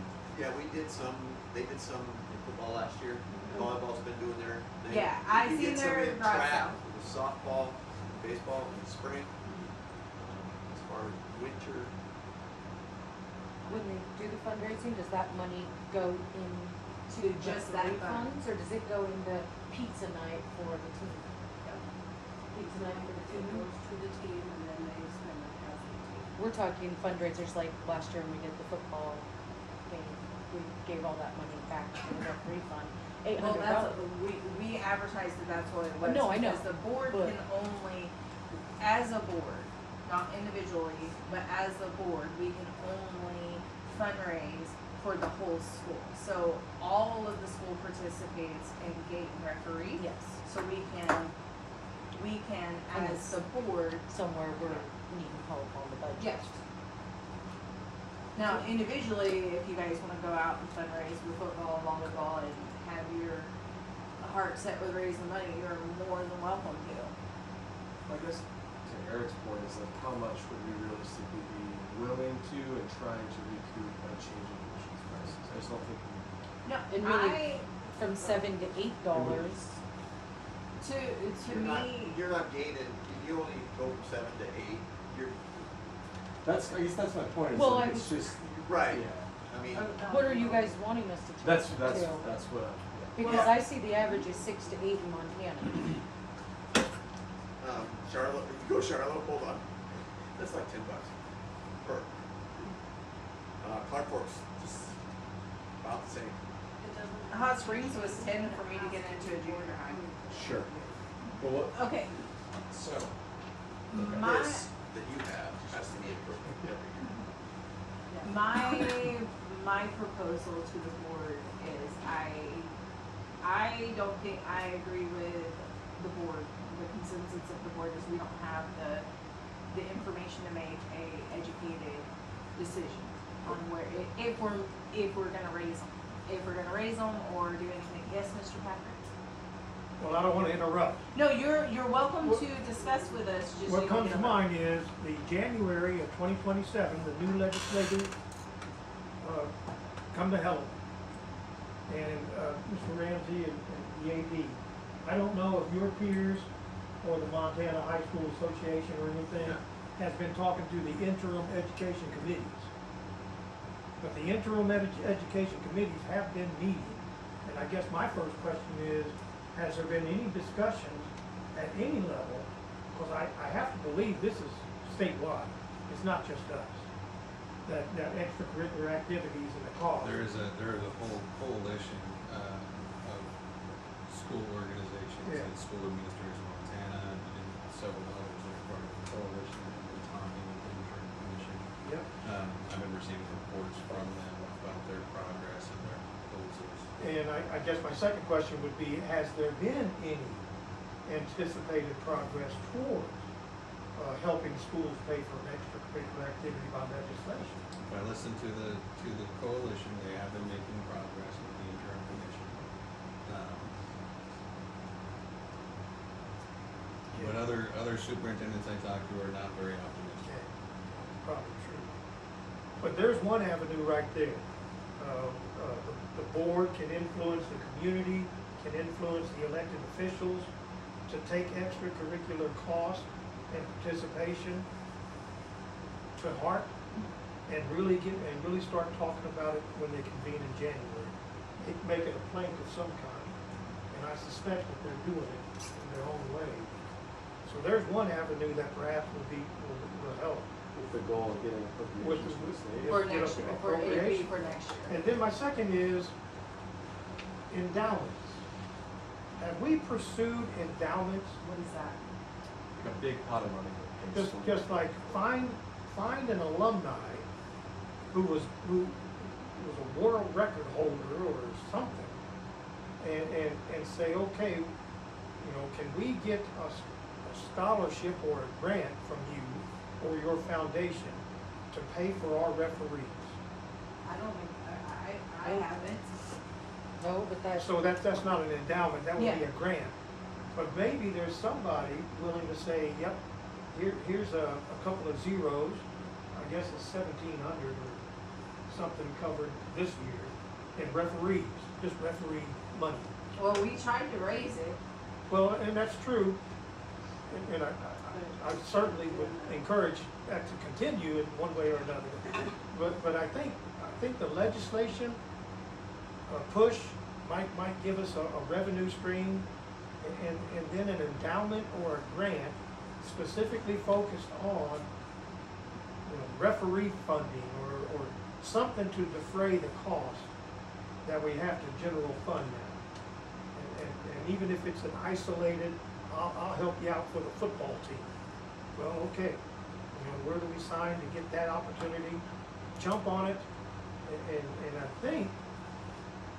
think that can, if it's an endowment, they can say football referees, and it can lock that box down, I think. I think if it's a personal donation too. Yeah, you they can, with an endowment, the guy or the gal, or the foundation can say referee, money only.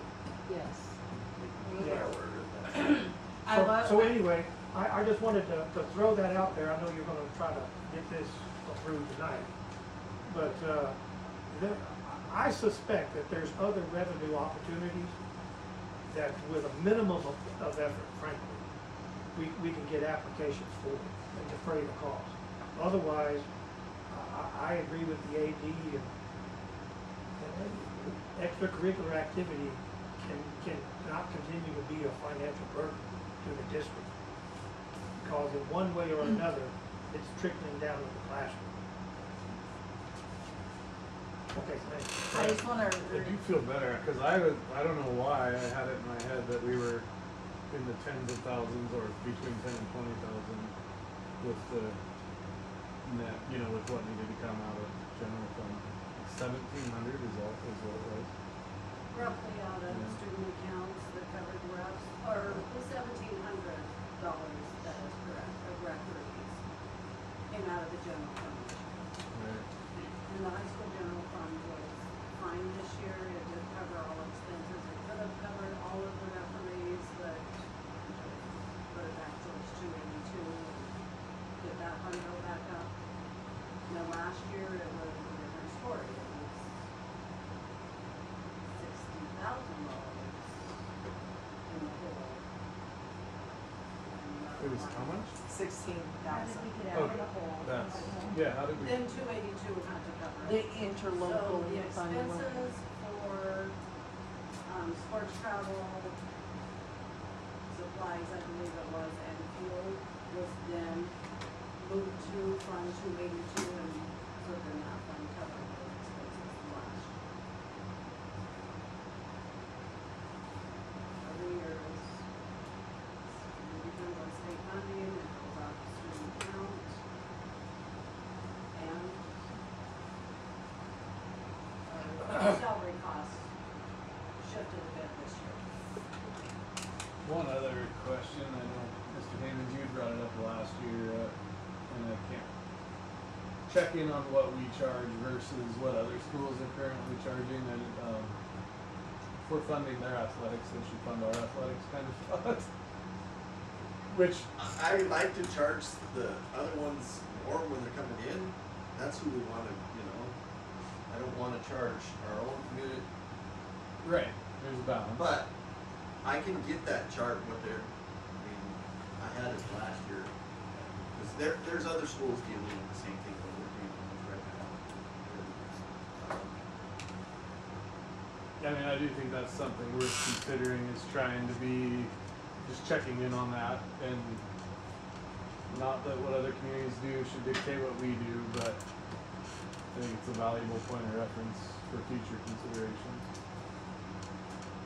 So I propose, and you guys could disagree, and you can go a different way, I'm only one, that we leave our emission prices the way that they are and get more data, make a better decision for next year.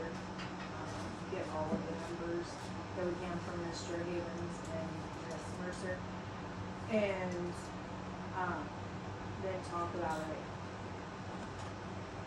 I do think it'd be helpful to line out what would be Yeah, like because it- tangible. Yeah, everything, and then that way the sooner we make a decision on prices and how we're gonna go, the better off our families can prepare. Right. And then, like, if we do have, sponsors, scholarships, all that, we can tell people if we decide to go with the waivers or anything like that, the more information we come up with, the better information we can give to our community. It might not have affect our sports program, because we have other options to help the families that can't make it. I'm just thinking about the actual data collection. Yeah. It could be a little bit. Oh, yeah. limited across 40 events, depending on how we want to do it. Well, Mr. Evans, do we take a tally at the door of, I know usually Christina could tell me how many family passes she's. Oh, yeah, I mean, it's written down, Okay. it's, The number There, of passes but- used, and then how I many mean, times that pass was used, and that's. your first two events, you're gonna have a big gate, Yeah, because everybody's buying, but most people are buying the season passes. yep, Okay, so you're gonna be okay. And then it just slowly trickles down. because those families aren't buying family passes, they're already done for the year. Yeah. Right, I mean, that's, the actual number of attendees is not. We're not the easiest way to do it. I mean, I can get all that and be ready to go for it. Okay, Get, the fees, what everybody, it's on my computer. Something I wish I understood better, you brought it up. Tammy, is, Homeschool? A and B that we get for homeschool kids that participate in athletics? It's just I mean, it's something, but it's not very big. So I mean, the portion to athletics, is it the same as we would get for a student that's in the classroom here? So how is that? It's totally calculated different. So athletics, when you're doing your student count forms, if they only participate in athletics, and then depending on how many sports, you count them for 1/16 of a student. Or 1/8 of a student versus a student. So you get So, 1/16 or 1/8 1/16 of that. what you would get for an enrolled full-time student, for that kiddo who's playing only sports and doing minor. But now that A and B monies is not dedicated to extracurricular It is activities. not. It just But goes that into a is- general fund. It does help Right. overall with the budget, Right. so you have a little more money. Gotcha. I propose in moving forward, I think with things like this, we're like, well, let's come back to it, I mean, I think we need to have a point person to kind of take on things like this, to do the research and come back with, Compile information. so, which I'm happy to do with that. It's not hard Yeah, of the group that I got. but, we don't have everything right now. That'd be That'd be amazing. awesome. Yeah. Yep. But I would second the thought that status quo is probably the decision for this year.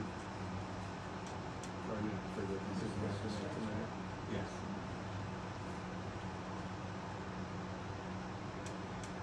Okay, well, our motion was what, to approve? Okay, we did approve this. If we're going Motion with to status. approve our current prices. Yeah. Instead of going by the sports admission prices, then current prices, so the motion can be, I make a motion to. Yeah, I think we should read the motion to just specify that to stick with the same fee structure as last year. Go ahead. Ms. Hammy, we're going to void the first motion and do a second motion, okay? I motion to retain the 2025-2026 sports admission fee schedule for the 2026-2027 school year. Public discussion? Ms. Hammy, can you do a voice vote, please? Trustee Bass? Aye. Trustee Bosker? Yes. Richard Miskowitz? Yes. Vice Chair Oldenburg? Aye. Trustee Ramsey? Hi. Motion carries, thank you. Moving on to item 7H, consider approval of out-of-state, sports travel. Where we are right now, we have 3 activities that will take out of state. Do we need a motion first? Yeah, you do.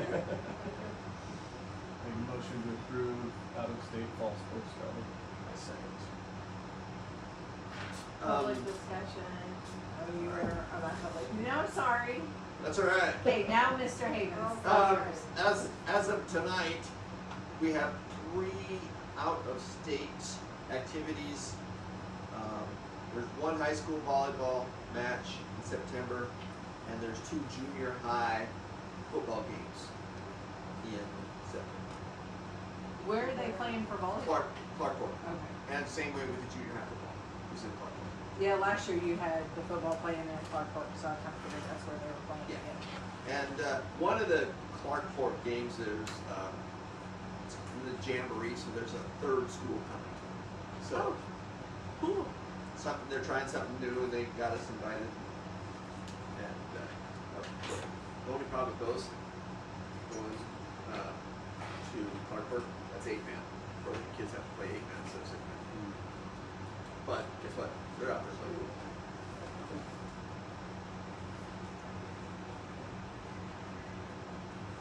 Further discussion? Ms. Amy, can we do a voice vote? Trustee Bass? Aye. Trustee Busker? Yes. Vice Chair Misquith? Yes. Vice Chair Oldenburg? Aye. Trustee Ramsey? Aye. Motion carries, thank you. 7I, consider approval of the 26-27 athletic personnel. We will have to do that separately because there is a junior high position. Okay. So 1 through 3 can be combined, and then 4 will be. That works. Would you guys like to do 1 through 3 together or individually? Together. Okay, so can I get a motion for 7I, 1 through 3? I'll make the motion for 7I, 1 through 3. Second. Public discussion? Mr. Ramsey? Okay, so we've got our concessions coordinator, she will be coming back and doing that again this year. Assistant high school girls basketball coach, she also helped coach basketball last year. And the new person on there, Mr. Parker, will be assistant high school football coach. I've spoken with him personally. Mr. Havens has spoken with him personally. It's been here.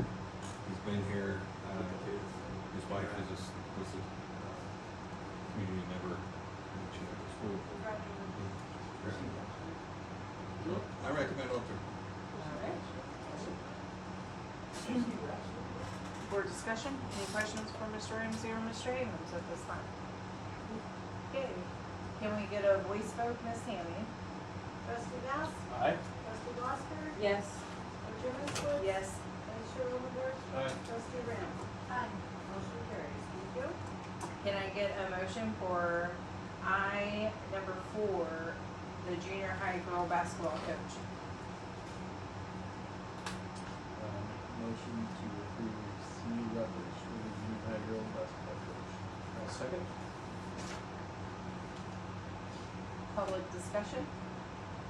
Mr. Ramsey? Okay, so, Ms. Rutledge, as our assistant high school girls basketball coach, is a natural fit for her team as a junior high girls basketball.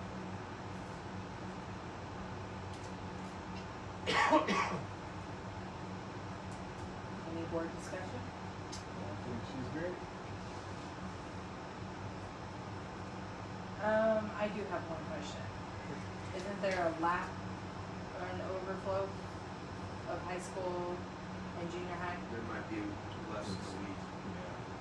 Because it goes junior high girls volleyball, junior high girls basketball is early this year. So what do we do? We won't be able to put the lots in. But I mean, if there is a lap and they both have a game on the same day, what do we do? The junior high girls would start, they wouldn't have a game as the high school girls are finishing. First couple weeks is just practice. Okay, just wanna clarify, cause coach is a coach and you can't. Okay, they've got that figured out. Okay, can we get a voice vote? Trustee Bass? Aye. Trustee Busker? Yes. Vice Chair Oldenburg? Aye. The 3 trustees abstaining. Okay, moving on to item 7J, consider approval of the school year 26-27 club advisors, 1 through 3. We have archery, BPA, and art club.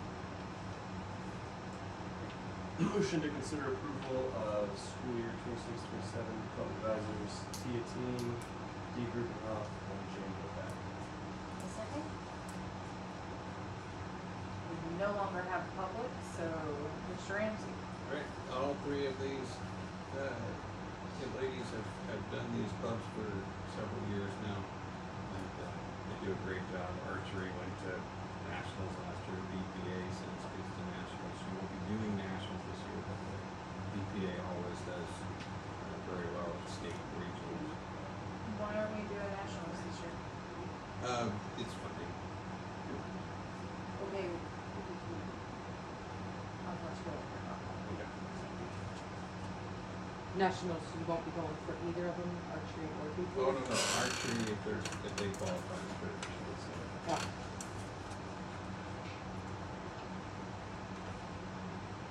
Do these qualify for notification on the collective bargaining agreement, or are these non-paid? No, they are, Is They're- archery on the current CBA? yes, sir. We did an MOU with us.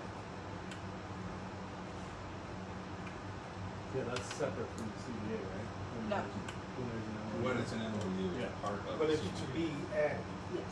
yes. If we negotiate it. Right. Okay, can we do a voice vote, please? Trustee Bass? Aye. Trustee Foster? Yes.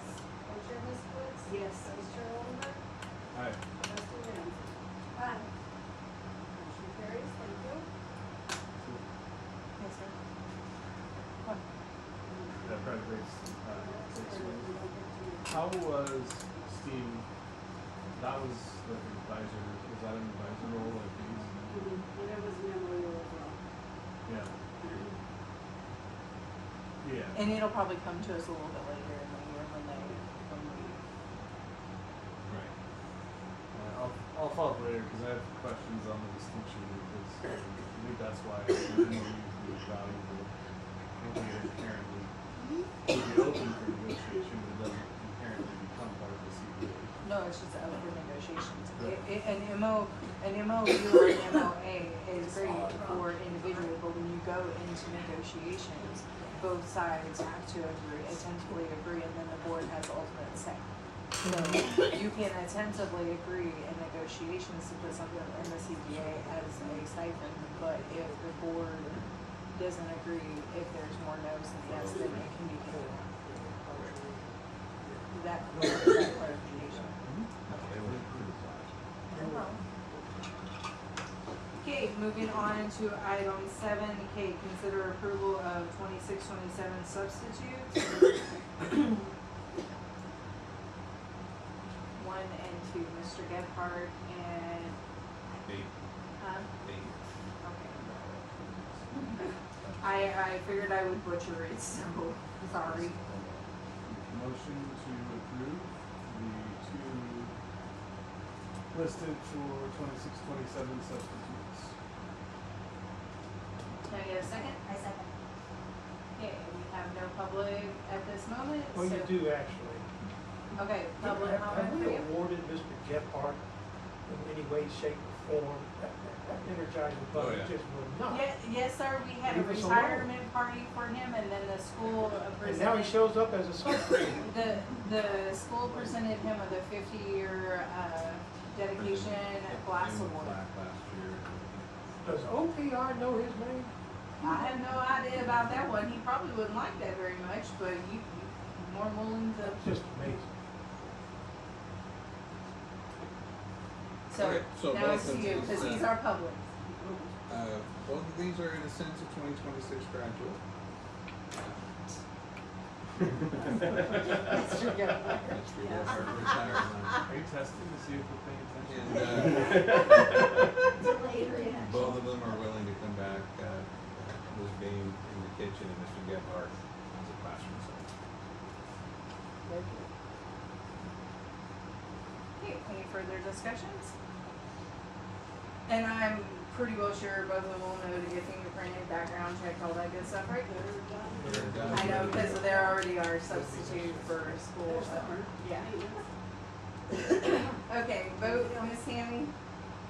Trustee Bass? Aye. Trustee Foster? Yes. Co-chair Ms. Woods? Yes. Vice Chair Oldenburg? Aye. Trustee Ramsey? Aye. Motion carries. Okay, 7L, consider opening of negotiations with head of maintenance, Mr. Dan Palazzo. I motion we consider opening negotiations with head of maintenance, Mr. Dan, so.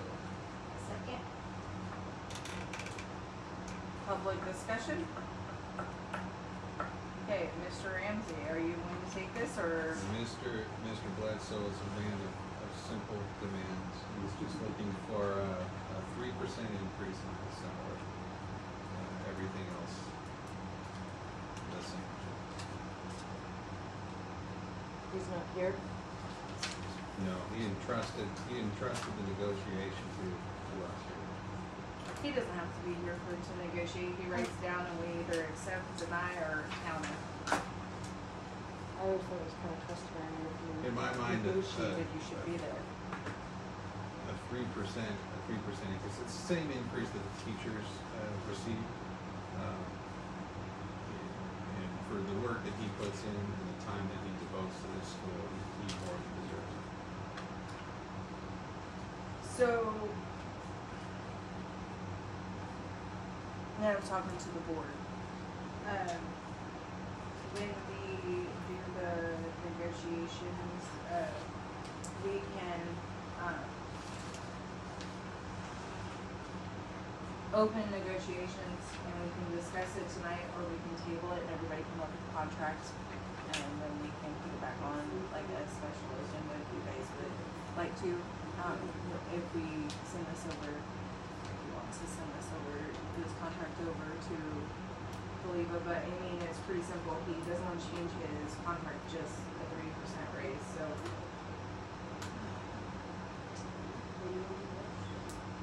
I mean, this was approved last fall, was it sent for review before Yes, that? it was. Yeah. It's been, Well, it's last been fall he reviewed. got a 6% raise. Okay.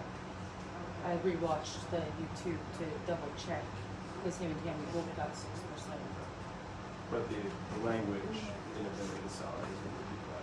Yes, and all of the wording in this contract has been reviewed Yeah, by yeah, council, that's so fine. yes. Ms. Pearson just pointed out something to me that I was not aware of. Technically, I cannot write a paycheck for someone who does not have a current contract. Wait, hold on. And these contracts expire June 30. When? June 30. So I've we've been, already done payroll for July, I should not have apparently. So until there is a contract in, I will not be. But, okay, maybe it's because Then they're why is it entitled just now to coming to employees us? versus a CBA, because when we have a Yes, you're right. CBA and we're in negotiations with them and their contract ends, they get paid what they were going to. CBA is different. That's than what I was saying. certified- Or classified self, classified employees. A call back to Mr. Ramsey's contract negotiations, even though I had to wait for closer to this. Correct. So, yeah, you, this is not write check without legal contract. Okay. so all these contracts, we need to start way earlier every year. Yeah. Because, yeah, can't be in a position where if we're not prepared to take a vote because of a lack of information, because we need legal review, any reason like that. That can't, we can't have this where that's gonna prevent I something. was not aware of that. No, yeah, I appreciate I'm not knocking the anybody, I'm just information, making a absolutely. statement that moving forward, we should really start this long before now. And they have to, like, I didn't know that business manager not allowed to write teacher payroll checks until the school, the county superintendent of schools had a copy of the certification and had stamped it. I didn't know that until like a couple months ago. I was like, whoop! You're sorry. So, yeah, I mean, in my whole time at Southwick, I didn't know about that. So, I mean, you all have elemental money. How do you know? Okay. Spend all your time reading every law, every policy, everything. Yeah. So, In this Miss- particular case, does anyone feel like they need more information? My only information that I need is from our business manager to reassure me that we can afford the 3% increase. And it's not gonna put us in the hole. So I would definitely say, I think Mr. Dan is amazing, and we're lucky to have him. Yeah, context is always challenging, when you just look at something like this, but, he's, yeah. And he can only have a 1-year contract. All of us. Okay, I just wanted that clarification out there that Yes. it's only a yearly contract. So I think on our master calendar, my paper, your electronic. Yeah. Can we put these We'll put them in in January? We could, you put them in as I far back want as them in January. January.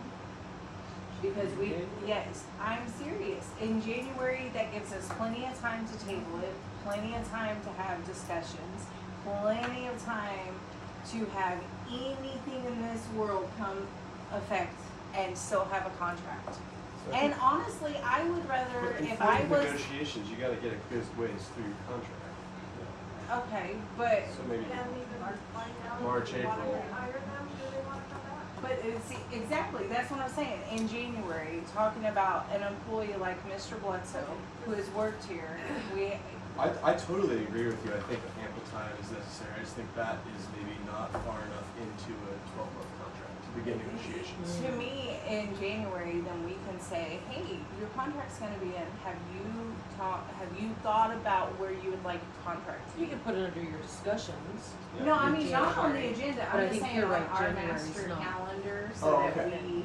that we start the steps of, hey, let's have a conversation with this person to Can we see. move on? Are we ready for the vote then, or? Well, Oh, we should resolve Not this yet. really quick. Just really quick. Well, that's what I was just saying, because it's not putting it on the agenda. It's not formally opening negotiations. It's putting it on the master calendar so that we We start are planning. aware of it and we can start, because it can't be us. Mr. Ramsey could go to, for instance, we could go to Mr. Bledsoe and say, hey, your contract's gonna be up on this day. Have you thought about where you would like it to be? Because that gives us plenty of time to talk about it. And then maybe we could get it on the agenda. May. Yeah. May would be great. yeah. Okay, the motion on the, is to open negotiations, and what he is asking for is 30% on his salary. Well, I think it's hard to open negotiations when there's nobody here to negotiate with. What if we wanted to offer two?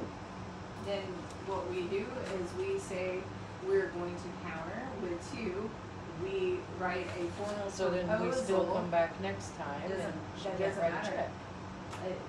It doesn't matter if he's not here to speak for himself, and Mr. Ramsey can't, I know, he that's why I can't think it's approve it unless he important had, to have somebody here if you're well, going to that's ask for a 3% not what raise.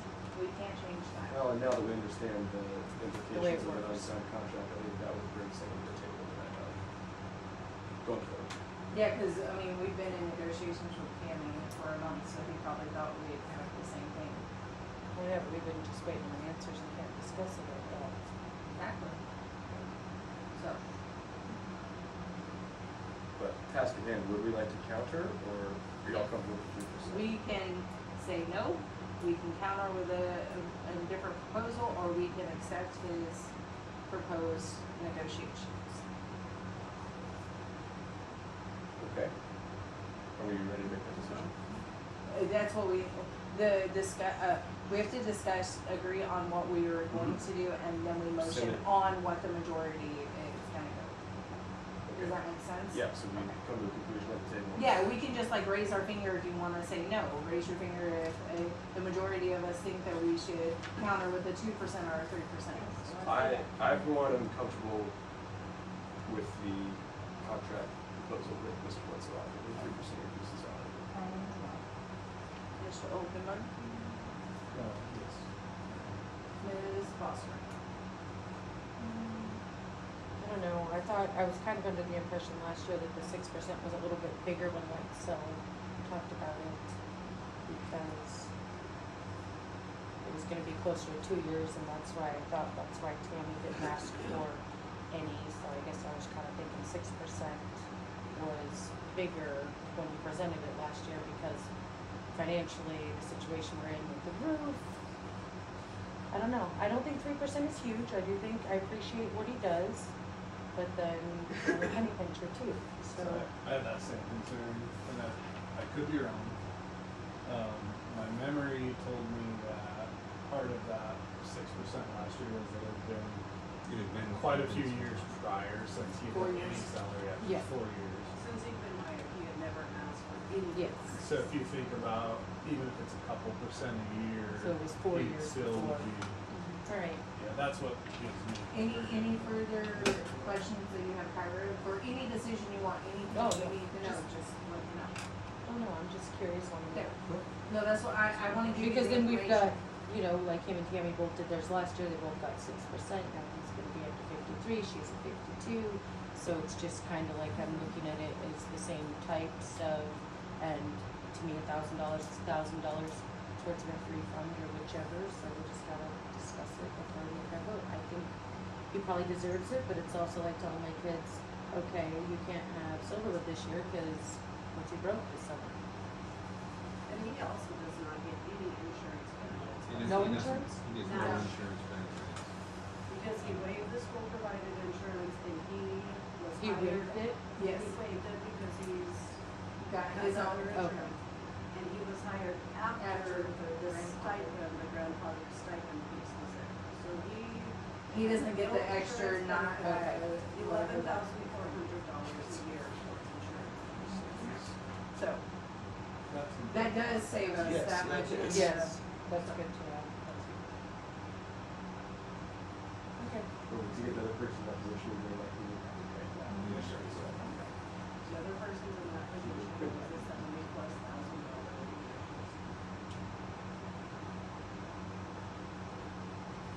Okay, the majority right now of the board is in agreement of the 3% increase. Did I get that correct? Yes.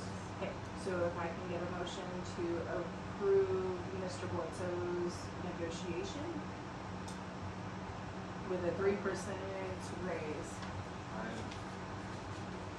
would like to, yeah, approve. I would make the motion that we approve Mr. Bledsoe's contract as is, modifying for a 3% raise. Can I get a second? I say. Public discussion. Any further board, yes, ma'am? I drive by the school twice a day. And I have never seen, I've worked in the school district, I've worked with two now, I've worked with three now. I have never seen grounds taken care of like the ground here at Knoxville School District.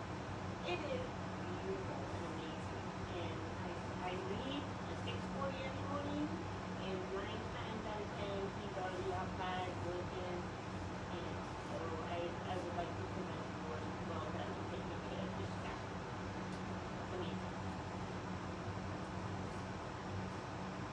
Any further board discussion? Ms. Myler? Ms. Tammy, can we do a voice vote? Trustee Bass? Aye. Trustee Foster? Yes. Board Chair Listowitz? Yes. Vice Chair Older? Aye. Trustee Ramsey? Aye. Motion carries, thank you. And just for the record, Ms. Tammy, I will be contacting Ms. Belova and I will speed up your negotiations so that we can cut you a check. Like, you know, make sure that you get paid. I did not know that. Thank you for pointing that out, Ms. Okay, so moving on to 7M, consider approval of the school year 25-26 trustee financial report. We have to do elementary first. So can I get a motion? Motion to approve the school year 25-26-20 trustee financial reports for the elementary districts.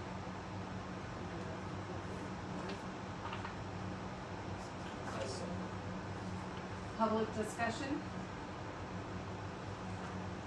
Okay. Mr. Ramsey, Miss Tammy, Miss Jennifer, which one would like to take the hot seat? I'll go first. I have combined my comments about both trustee financial summaries for the high school and the elementary. These are the elementary and high school trustee financial summaries for the 25-26 fiscal year. And these are official year-end financial reports to the county and the OPI. They report what we actually received and spent during the year and establish our ending fund balances as of June 30. The board is responsible for reviewing and approving these reports before they are submitted. Overall, I believe we ended the fiscal year in a pretty sound financial position. The first place I would look when evaluating that is our general funds. because those support most of our regular school operations. Elementary general fund ended the year with about $112,900 in fund balance, and the high school general fund ended with approximately $121,250. Those are actual year-end fund balances, not additional money that we have available to simply spend. They become an important part of our operating reserves and cash position going into the new fiscal year. One question you might have is whether those balances mean we significantly underspent the educational program during the year. I don't believe that's the right way to interpret them. Maintaining a general fund balance is important because school districts have ongoing payroll and operating expenses throughout the year, while revenues do not necessarily arrive on the same schedule. It also provides some protection against unexpected expenses or changes in revenue. As we'll see in the next agenda item, those balances allow us to enter the new fiscal year with about a 10% general fund operating reserve. Transportation also ended the year in a good position. We have approximately $71,400 in elementary transportation fund and $71,800 in the high school transportation fund. Again, those balances aren't simply surplus cash. Transportation is a restricted fund with its own budgeting requirements, and those resources help us maintain an operating reserve and manage the significant, sometimes unpredictable costs associated with transporting students. There's also balances in several of our other funds, but it's important not to add them together and treat that total as money available for general operations. These funds have different purposes, and in many cases, legal restrictions on how the money can be used. For example, we ended the year with about $46,800 in the elementary retirement fund and $66,100 in the high school retirement fund. We also have about $10,400 in each adult education fund. The elementary miscellaneous programs fund shows about $169,800, and the high school miscellaneous programs fund about $53,200. But those funds include money associated with particular grants, programs, donations, and other designated activities rather than unrestricted, general fund money. We also continue to have capital resources available. High school building reserve fund ended with approximately $74,200. These capital funds are important as we work through facility needs. But again, I would not characterize building reserve money as an operating surplus, as it is intended for capital purposes. Another question I would expect is whether the district ended the year carrying significant debt. We did not. We do not have a debt service fund obligation. The elementary long-term liability schedule shows that the remaining lease obligation of approximately $4,000 was eliminated during the year. The district does report compensated absence liabilities associated with earned employee leave. On the elementary side, the liability ended at approximately $34,750. Those are accounting liabilities we need to recognize, but they're very different from carrying bonded debt or a large outstanding loan. We also reviewed the special education portion of the report because that can create a financial issue if the district does not meet its required expenditure level. On the elementary side, the district was required to demonstrate at least $22,850 in special education expenditures and actually reported about $154,000 in allowable expenditures, resulting in no special education funding reversion. You will notice that the report also states the district did not employ a certified special education director during the year. We co-op with the Cabinet Mountain Co-op for special education services. Do we get dinged for that? James, yeah. Like it's not held against us. No. The whole reason special education cooperative is formed is because all the small school districts in the region, we can't, the state can't ask you guys to hire a special ed director, a speech therapist, school psychologist, or occupational therapist, physical therapist. All across, none of the small schools will be able to do that. So you guys co-op and like, we have $3,000 that we're getting for a year, and then all of those services are provided with no additional cost to the district. So if utilize it any way you can,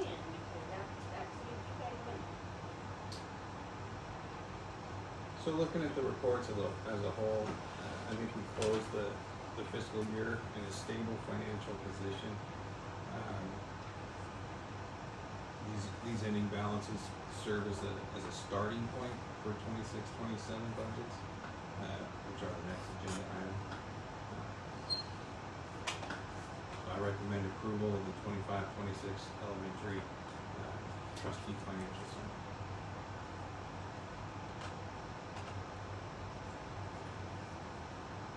Do we have enough in food services for half gallon milk? Start the year. We do, and it's gonna be chopped. That's pretty funny seeing like $2 and But it's not moving. third commercial, do you attest that the financial summary is correct and complete? Yes, we do. Yeah, it looks good, and thank you for that was helpful summary, Mr. Manager. It was.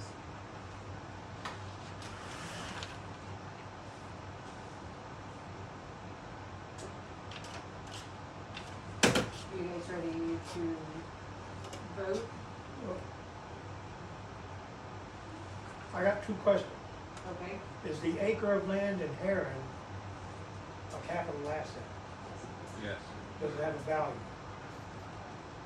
It's on the capital assets budget.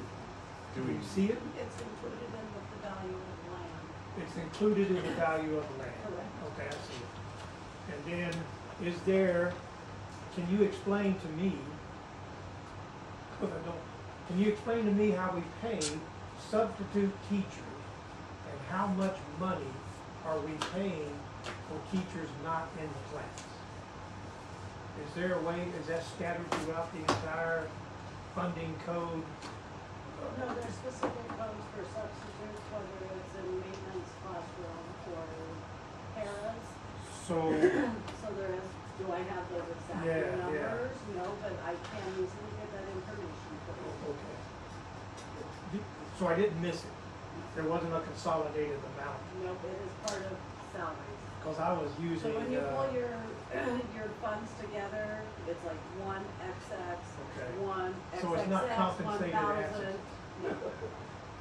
No, it is all salaries are encompassed within instructional salaries, and they are considered instructional. in today's tight fiscal climate, I believe that is something that the board would want to have a look at. How much money is it costing us when that teacher is not in the classroom? Either through their own fault, advisors, coaches, illness, not holidays, that's paid, something tells me that's a flying under the radar expense that tends to accumulate throughout the school year. And I think, this is just me, I think my experience would say that somebody needs to take a look at that. So we do look at it monthly in payroll warrants, Oh, but like the sum at the end of the year, I guess, I've never Well, looked no, at it there's that half way. the- That would be for, yeah, that is something we can look at and discuss. I would suggest that the board make a mental note to themselves that it obviously is not a consolidated cost in the TFS. But boy, oh boy, that's something that I would feel obligated to have a look at in some fashion. It probably would be that easy, wouldn't it, Tammy, just the sum of the monthly would be. payroll warrants number? It probably would be, yes. So I was looking like at February and it was, It's about not gonna 2,500 change for the the month of TFS February. this year, but it would be something to look at. That's correct. For overall budgeting, yeah, That's whatever correct. next year, but it doesn't change what we're Right. talking about right now. absolutely, yeah. Okay, thank you for bearing with me on that. Any further discussions? Okay, Ms. Hammond, can you do a voice vote, please? Trustee Bass, Aye. trustee Gosper, Yes. and vice chair Oldenburg, Aye. and treasurer trustees and Steve. Can I get a motion for item 7M2, high school trustee financial report, please? A motion to consider approval of the school year 26-27 high school trustee financial report. Sorry, school year 25-26 trustee. you. Second? Public discussion?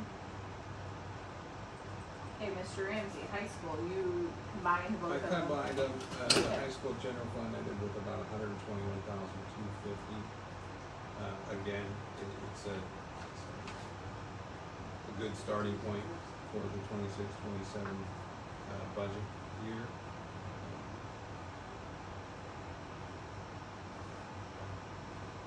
Did I learn, Miss Tammy, did I learn in Mayfair's that any monies left over has a cap that you can roll into the next budget, no matter what it is? It's got a cap? Yeah, so the monies that we see as a balance in this school year, Electricity went up, sure. that all of that cannot be rolled into that code next school year, can it? So we, that would, oh, wait, Energy usually. Where's my whiteboard? where's my whiteboard? Okay, so I'm gonna use very basic numbers, okay? Say we Well, I started got a it on fund here, but balance Yeah. at Yes, the it's end on of there. the school year, $700,000. But we know I always find it useful to look at the two and see what what that our is. budget authority for the next school year is gonna be 1 million, okay? That means there's 10% left in that fund. And then we're gonna have the $1 million budget for the next school year in the general fund. The general fund is allowed 10% reserve, so that $1 million is just reserve, pure reserve. It does not increase our budget authority. We can't, unless there's, so if the budget is $1 million, that's $100,000. That was the back of And that. now, say we ended the school year with $150,000, but our budget next year is only $1 million, that means we have $100,000 for our 10% reserve, and that other $50,000 is reappropriated. Reappropriation. Yeah, so it goes to reduce the levy amount, if we have that little bit of money, and Tammy was able to lower it this year, we have that little bit of money that we have to assess to the taxpayers to fund the general fund. But that is reappropriated, so instead of going after them for, say, $300,000, we're only gonna go after them for $250,000. So it reduces the tax liability for the taxpayers, but yes, that's called reappropriation. Are we seeing any of that activity in this upcoming budget? And that'll be part of the budget report. Yeah, To answer your question, yes, we'll further explain. okay.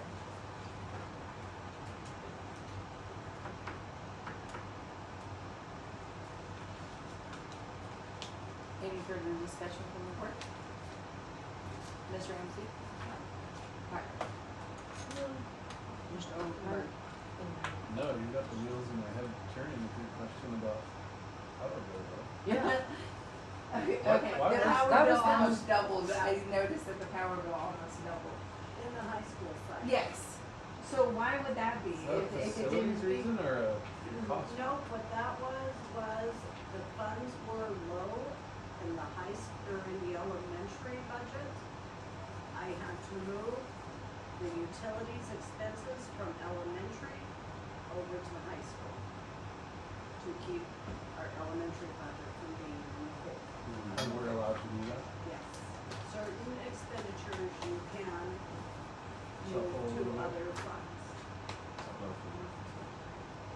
Not Yeah, all, hopefully but that there will. are certain things that you can move to other funds.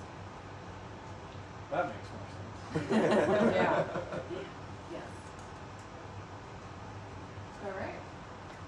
So, Ms. Sandy, a voice vote, please.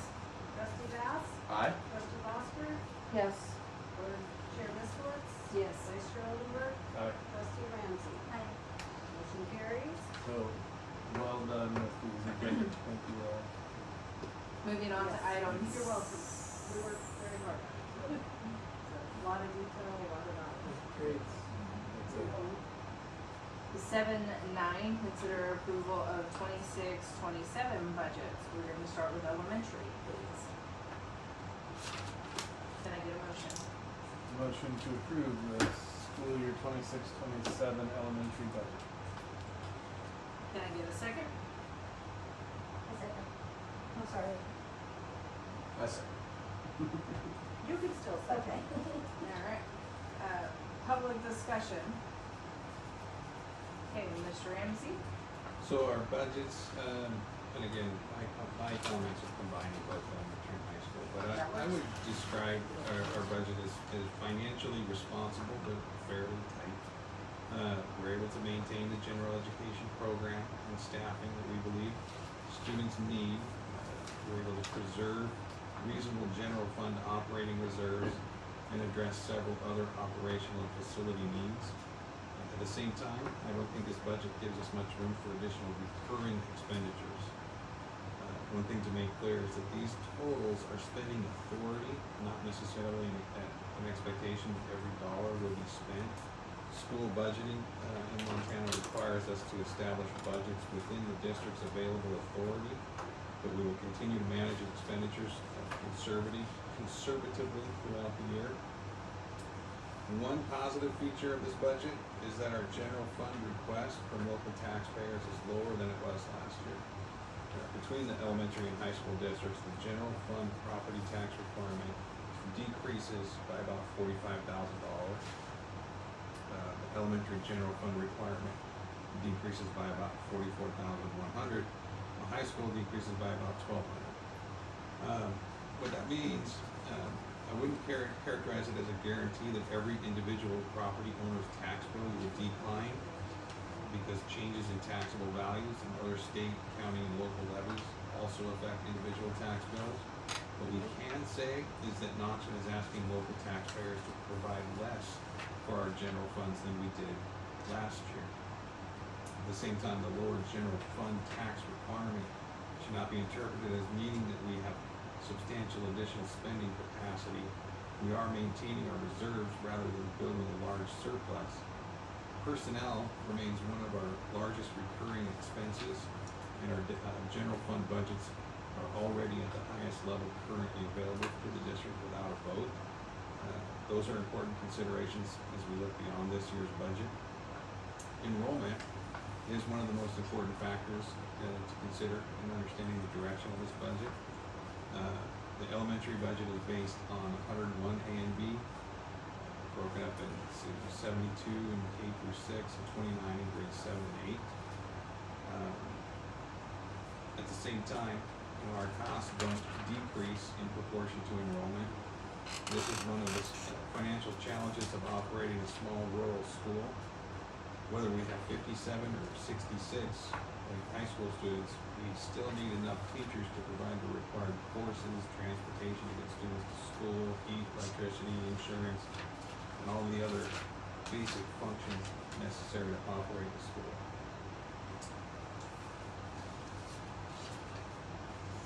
So, I think our financial position is stable. There isn't a large amount of unused general fund budget authority sitting above what we're adopting this year. Our existing salary schedules, benefits, contracts, utilities, transportation, and other costs increase over time. Future recurring commitments will need to be considered in relation to the revenue and budget authority actually available to us. This does not mean that we have immediate financial problems, we don't, but there is an important difference between being financially stable and having substantial excess capacity for additional ongoing expenses. So I believe we're in the first category, but not necessarily the second. How close are we being too tight? Being too tight, Yeah. I think what we have to watch is incurring too many recurring expenses. Can you give me an example? Payroll, personnel are recurring expenses. Substitutes, he was talking about sub-zero. Yeah, but you kind of, that's one of those things you have to, you can't have a class with no teacher in it, so. Yeah, you can't tell a teacher they can't. No. But no, what I'm saying is like, that's kind of one of, I see where you're going at, and that you could cut that cost, but you can't have two teachers combined in a classroom because We did it for half a school year last year. I mean, couldn't we do it if they were really tight for a few days to save that? I mean, we I had, don't know. We Four utilize, permits. we utilize staff who's in-house when we can to cover for substitute purposes. So you still have to make sure every child is covered, every classroom is covered. But if we can combine we do. And Here- sometimes we have to, because we don't have subs available. Paraprofessionals, or they paid out of general fund, or are they paid out of title? It depends on their job needs. Currently, one is paid out of grant funding and the rest are out of general fund. And tuition. But that's And all. tuition. And to clarify for the record, I'm not stating let's get rid of paraprofessional from 101. No. I'm just trying to realize what Yeah, fund I mean, they if are. there- If there's a student with an IEP that requires. It's more- required, yes. I was just stating for the record on But that's not camera, what you're saying. that's not what I was asking. I just wanted to know what fund they could pay out of. It depends on which student they are with. Okay.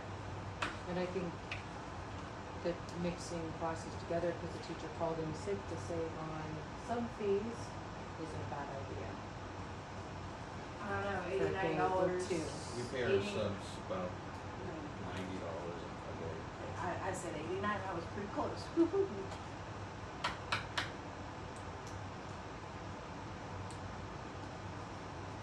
Now, like, the reoccurring stuff, you mean like the memberships and, The biggest recurring expense is personnel. It's all of our, it's just a reoccurring expense to pay our teachers, our staff members. So I thought that we were supposed to see, or maybe it was just provided as a courtesy in the past, the breakdown of what the budget means for somebody with a $100,000 home versus a $250,000. That's when we do the levy. Is that When we do the the- non-voted levy. That's a levy application that comes out in March, April, somewhere in May. So we finalize it right here.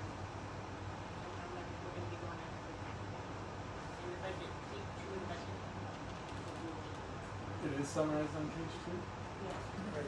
This chart on page 2. There you go. It doesn't break it down as far as to what difference we'll see for the $1,000, $2,000. Yeah. It doesn't break it down But here. that paper that you're talking about, we get that information when we get the levy, the non-voted levies. That's right, Back in okay. March. Yeah. That's what was confusing me, I was expecting to see that. And something that we can say is that with that publication, it's an educated guess. Yeah. Because at that point, we don't know what our taxable valuation That's is, we don't, but we can say that we came in under that in multiple funds. So, That's good. I like coming in under, we don't have to ask the You know, it's like taxpayers to cover. anything, you always figure high, just because of the unforeseen, and if you, and hopefully you always come in under it. You cannot ask for more, correct me if I'm wrong. So with our, voted levy in March, if we underestimate it, then come time to do the budget, we can ask for more than. I think we can. Oh, okay, yeah, I didn't think of that. So we're in good shape. One question, I'll ask it again publicly, because I asked you the other day, but one of the challenges with this, to really dive in, is just, 'cause I know you guys are incredibly under the gun by the time you have everything you need to work on these, to even get it to us by the Friday before a meeting. I worked all weekend, really hard to give this the attention that it deserves. In the future, I'm wondering if we shouldn't have a special meeting a week later to approve this budget. And the deadline for the state, the county, Or sorry, would that keep us in the deadline if we kicked it back a week? a week later. Yeah. We'll be very close, It could be close. very close. We do have to have it approved by August 20th, Yeah. and if for some reason that is not approved, and then you have to schedule another meeting, and it'll be in your 48-hour meeting notice. Yeah. You wouldn't be hitting your August 20th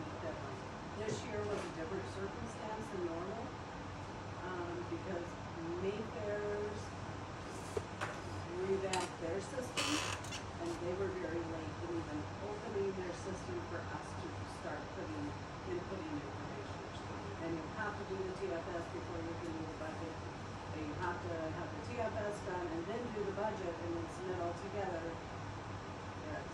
So this year was a Yeah, different and- circumstance altogether. And please don't, Basically, it was a week. It opened on a Friday. We had it ready by the next Friday. yeah, and please don't misinterpret, I know you guys busted your Exactly. tails, I And we just, worked hard all week and it's really fun. right. But at the same time, we do have a responsibility to understand it at a level and, you know, Correct. only having Absolutely. a couple days and really no business days to say, to check in and say, what does this mean? Right. I understand. It's not an ideal situation. If No, we it is could not. find a way to have a little more time between our receipt and when we are asked to vote on it, that would be amazing. I agree. I had a couple of questions today, but it's not really enough time to ask all that you want. Right. Did you get your questions answered? Oh, You have a very good point, and I commend you so much, you have no idea. About when you board members say, I wanna understand this better, that just makes perfect sense. What drives these numbers are spreadsheets. So we enter data points on spreadsheet, and it basically kicks out what it's gonna be. We don't really change it. There's no, where the board can go, well, I think we should levy more for the general fund, we can't.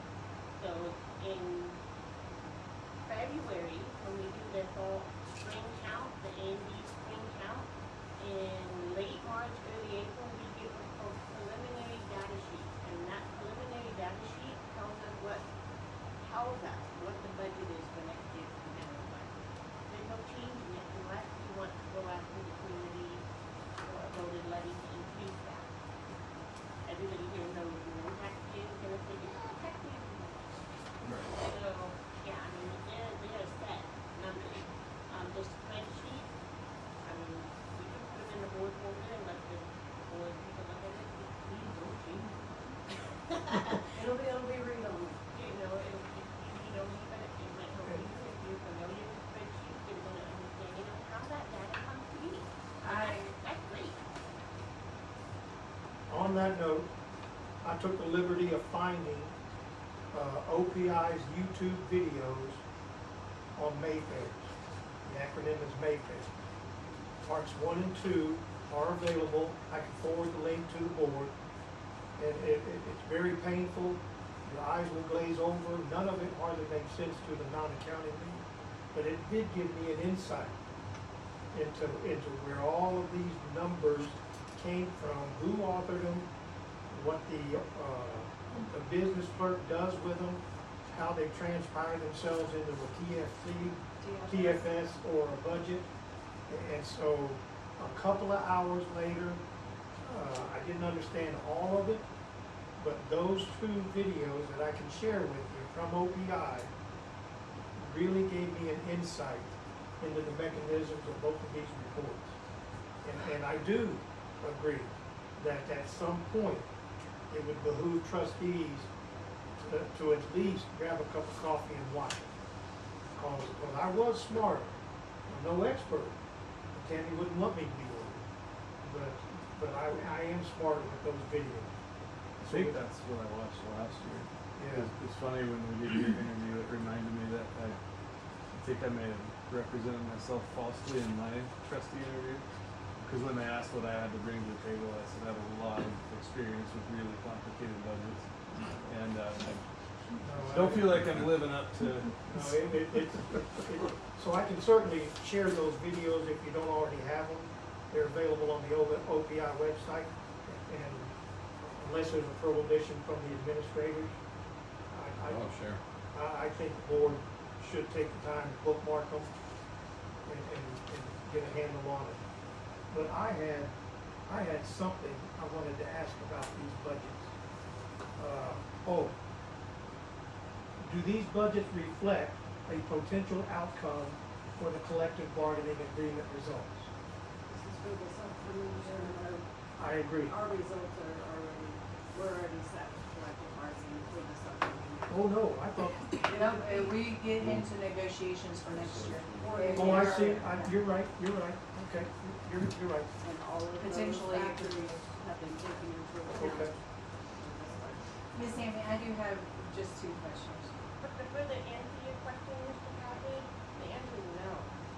The general fund That's base correct. funding is based on your A and B. If your enrollment is constantly going down and your payroll expenditures are constantly going up, you're eventually gonna run into an issue. And I think that's, what Mr. Mandy is doing. From an outside, from somebody who's worked with superintendents before as a district clerk, you guys got some legit in Mr. Mandy. And it still needs to be and so, yeah, You can't that's have- why he's going, I have my own director, and No, I'm she's pretty saying awesome too. I'm saying OPI can't have it. Yeah, he's a gem. Thank you. And it's Don't very talk about good. it. That is one of the things that we do need to be paying attention to is the A and B. When they calculate A and B, it's on a 3-year average. Or you can take the current year, the previous year, right? Whichever is gonna serve you the best.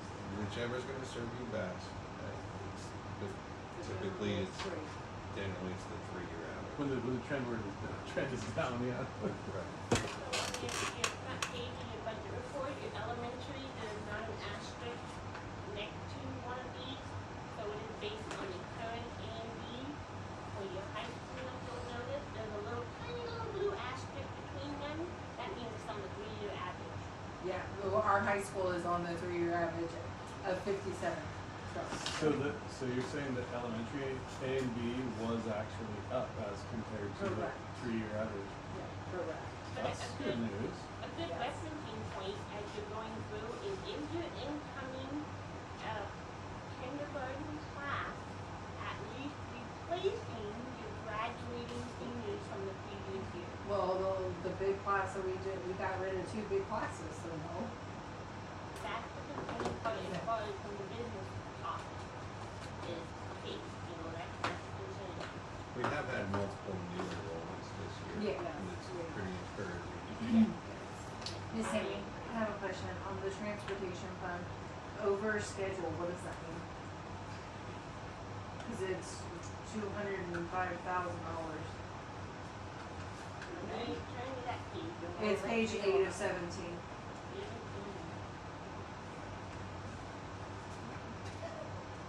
Okay, so, over schedule means this, you set your budget on your spreadsheet for how much you're gonna need for transportation, that's your overall spending authority, and for elementary on page 2, Oh no, I'm in high school. you're in high school. We're on elementary. That's okay, I'll flip to high school so I can grab it. Our agenda item is elementary. Sorry, I thought we were on high school, so I grabbed it and I was looking at it. That's okay, it reflects Same, for both. same difference. Okay. So the overall adopted budget that Tammy is requesting is $275,000 for elementary and $275,000.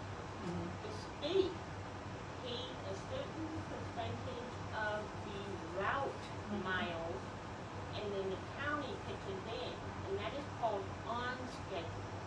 So over schedule, I think it's over schedule. Yeah, over schedule. Is how much from what the county and the state pitch in, how much is left over that we need to get?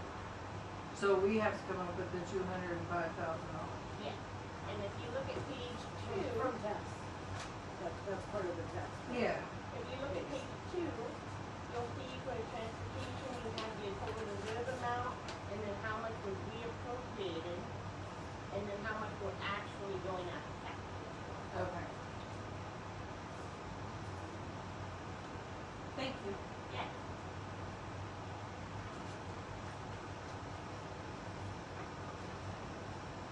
You guys have any further discussion on elementary? Sorry. No, you're okay. I just grabbed it. Are we doing junior high next? No, they're on elementary, but it's a long day. Okay, Miss Amy, can you do a vote with Chalk Creek sustaining, please? Trustee Bass, Aye. trustee Bosford, Yes. vice chair Oldenburg. Aye. Motion carried. Can I get a motion for 7 in item 2, high school budget? Motion to approve the school year 26-27 high school budget. Can I get a second? A second. Public council discussion? So I'm to see that, the high school budget, the adopted budget for the board to consider is that figure on page 2, 1.7 million. Which is state driven. Right. That's the That's- preliminary data sheets that you get back on. That's the total of all the funds. Oh, the total of all funds, okay. So in plain language for me, so that means, there's a we project that this school district will spend no more than $1,762,799 to run the high school. Correct. Okay, Well, approach that probably not. right. The only fund that can be taken down to zero is the general fund. That's correct. Because it's the only fund that Miss Tammy can, at the end of the school year, take any leftover money Remaining funds. Let's start and dropping. take 82, just like your savings account. Okay. And that's with our current A and B. The only fund that's given with the A and B is the general fund. That's correct. Mr. Andrew, will you remind me what our contracted budget is for the roof? 235. And that's. I remember this discussion, I'm sorry, that's not just coming out of elementary. No, it's elementary and high school. That's coming out of both. Yes, the building reserve, and we also have, other building maintenance, as And, they voted, yeah, and that's from both districts. correct. Yeah.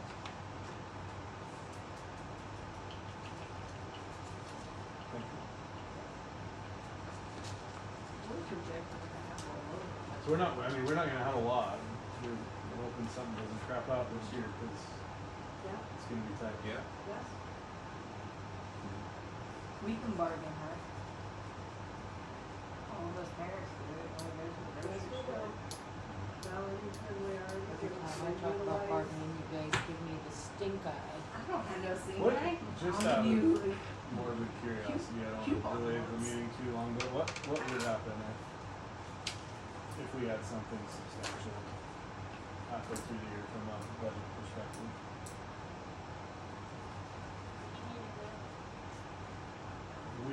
Some big facilities thing happened, it's a $500,000 fix and we don't have to budget for it.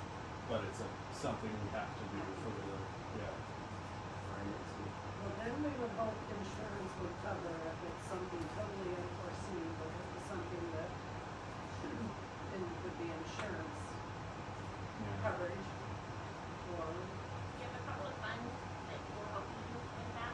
You have your building fund, Fund 60, which is not a budgeted fund, so you have to refer to your TFS to see what you have in there. You have your building reserve, which is Fund 61. You have your local, which is Fund 82. You also have, if you need to, do a budget amendment to get permission from OPI to tap into your reserves. That's what your reserves are there for. If you got something that's like, oh my gosh.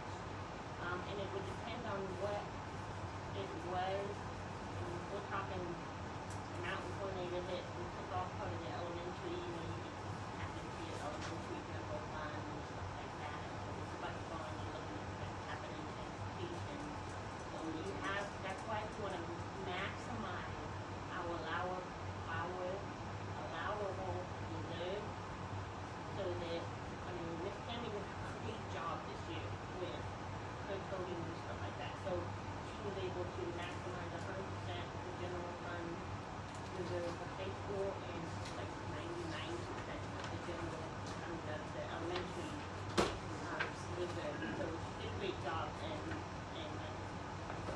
really awesome. And yeah, she worked really hard being able to get those reserves back up to full hours. So yeah, a budget amendment to help tap into those reserves. Thank you. you know, what,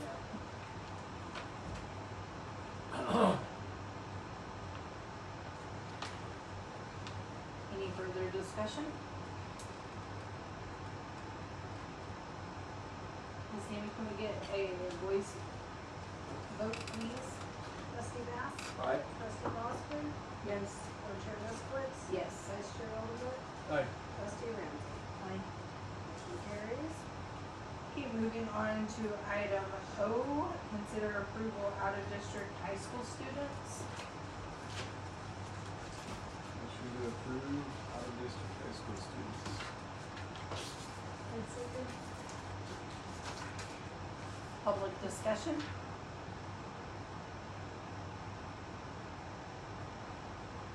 Are any of these homeschooled?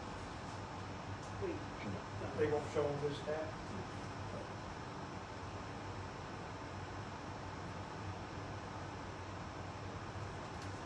Any board discussion, sorry. Not much that we can Superintendent say. have thoughts? Well, we're just talking about A and B. We've got students out of district that want to come here. Are these, no, we can't do it. Not much questions you can ask us. No, this is not it's a generic question. What's the program we worked so hard to start implementing? Yes, does this reflect There's no harmony students. no harm in this? you can enroll out of district. That's what I thought, yeah. Thank you. Any further discussions? I suggest to the board that if we are successful in becoming the school of choice, the policies and the attention that we give this agenda item now and in the future would be very important. We'll see a lot more names. Can you elaborate a little bit, Mr. A Carpenter? school of choice means the current legislators, they're only one debate away from having Montana provide tuition to individual students, and that tuition will follow them. We already do that. Well, it's limited in some capacity. Oh, okay. But, I was but gonna say- they're only one debate away. My point is, as soon as someone discovers that moving the child or transporting the child or, giving the child a quality education down the road may not be an issue to the family because tuition money covers that cost, they will take a hard look at the school of choice. And they will put that child on a bus, they will put him on a car, and they will transport that child to that good school. So these out-of-district considerations that we're making now, in the future could be impacted tremendously, on a positive way, on a good way. And we should be ready for that. That should be something that we always remember to look at. So that A and B, that's it. Can we get a voice vote? And this was for High high school. school to start with. Trustee Bass? Aye. Trustee Oscar? Yes. Board Chair Moskowitz? Yes. Vice Chair Oldenburg? Aye. Trustee Ramsey? Motion carries. Thank you. Can I get a motion for item P, consider approval out of district elementary? I motion to consider approval of out-of-district elementary school students. Second. Thank you, sorry. Public comment? Board discussion? So it is just the yellow ones, the ones highlighted in yellow that are being approved tonight. The wish to look at the titles just for, which I know, I'm I'm just sure you're excited to aware of. see so many I in the know. 4-year-old It's class. fabulous. I've been talking to a lot of people and I see a couple Okay, that can I was- get a voice vote, please, Miss Tammy? Trustee Bass? Aye. Trustee Oscar? Yes. And Vice Chair Oldenburg? Aye. Trustees abstaining. Can I, get a motion for item 70Q, consider approval of the 4-year-old students? Motion to approve the 4-year-old students. A second? Public comment? I'm excited to see so many of them. No, you're good. I'm and- excited to see some of them. Wait, how many is in the K class? I don't know. Yeah.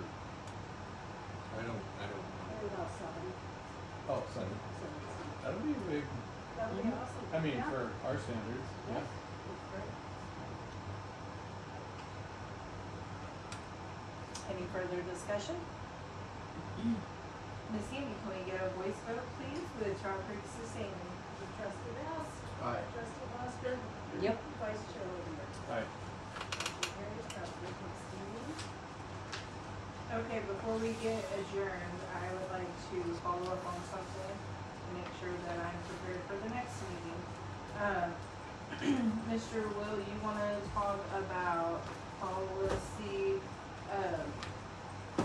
1240, correct? Yeah, I think that would be great. Okay, and Mr. Oldenburg, you would like to talk, no. Eric wants to talk about 1240, and Mr. Bass, you'd like to talk about 2410. And I think that could just be a discussion, no action requested. Is that- It'll be on action so that we can just talk about it, because if we wanna change the wording, it'd be better to not have to move it to the next, meeting. I don't think You don't it have can to be- take- I don't think it can be an action item because What? it was not posted as an action item on this agenda. No, this would be for the next meeting. Yeah. Oh, for For the the next next meeting. But Okay. what I'm all right. suggesting, I just would like to discuss with the board a concept, I wouldn't be proposing the action. Does that make sense? I would be comfortable being in discussion. but- Yes, that's fine, and I can do that, but what I was telling you is if we did put it as action, then we don't, and somebody suggested that we change the policy to meet what you're discussing, then we have to wait until the next board meeting to take action on that. You see what I'm saying? But if we put it on action and we just discussed it, it just goes away. We discussed it and we don't take action. You don't have to take action when it's an action item. You can read it 3 times. You can read your policy 3 times. So you can bring it on in one meeting, call it a first reading. Oh, No action takes place, but everybody's smart. Yep. Then it shows up again, you can read it again. So you can have 3 shots at it. and you can also choose not to take Or any you action. can choose to table it. Yeah, well, or just not take any action, and you Yeah. just formally discuss. Yep. Okay. That's what I was suggesting. Sure, that sounds good. Yeah, Okay, 2410, that would be great. okay. It's not super important, but do you want me to redline it, or how does that work? I don't know how to redline, so don't ask me to redline. I'm not technology savvy. Oh, the, Just the honorable language. oh, I'll take care of it. Okay. Yeah, that's kind of. That's pretty straightforward. I just wanna make sure I put it on the agenda, so I have notice that I put it on my master calendar, so I don't forget to intentionally give the trustees what they ask for Yeah. on the agenda, so. Thank you for following up. You're welcome. I think that's a way to get through not a lot of time. It's before 10, I was pleasantly. Okay, can I get a motion to adjourn? Motion to adjourn. Okay, Miss Tammy, we are adjourning at 9:40 by Mr. Bass. New trustee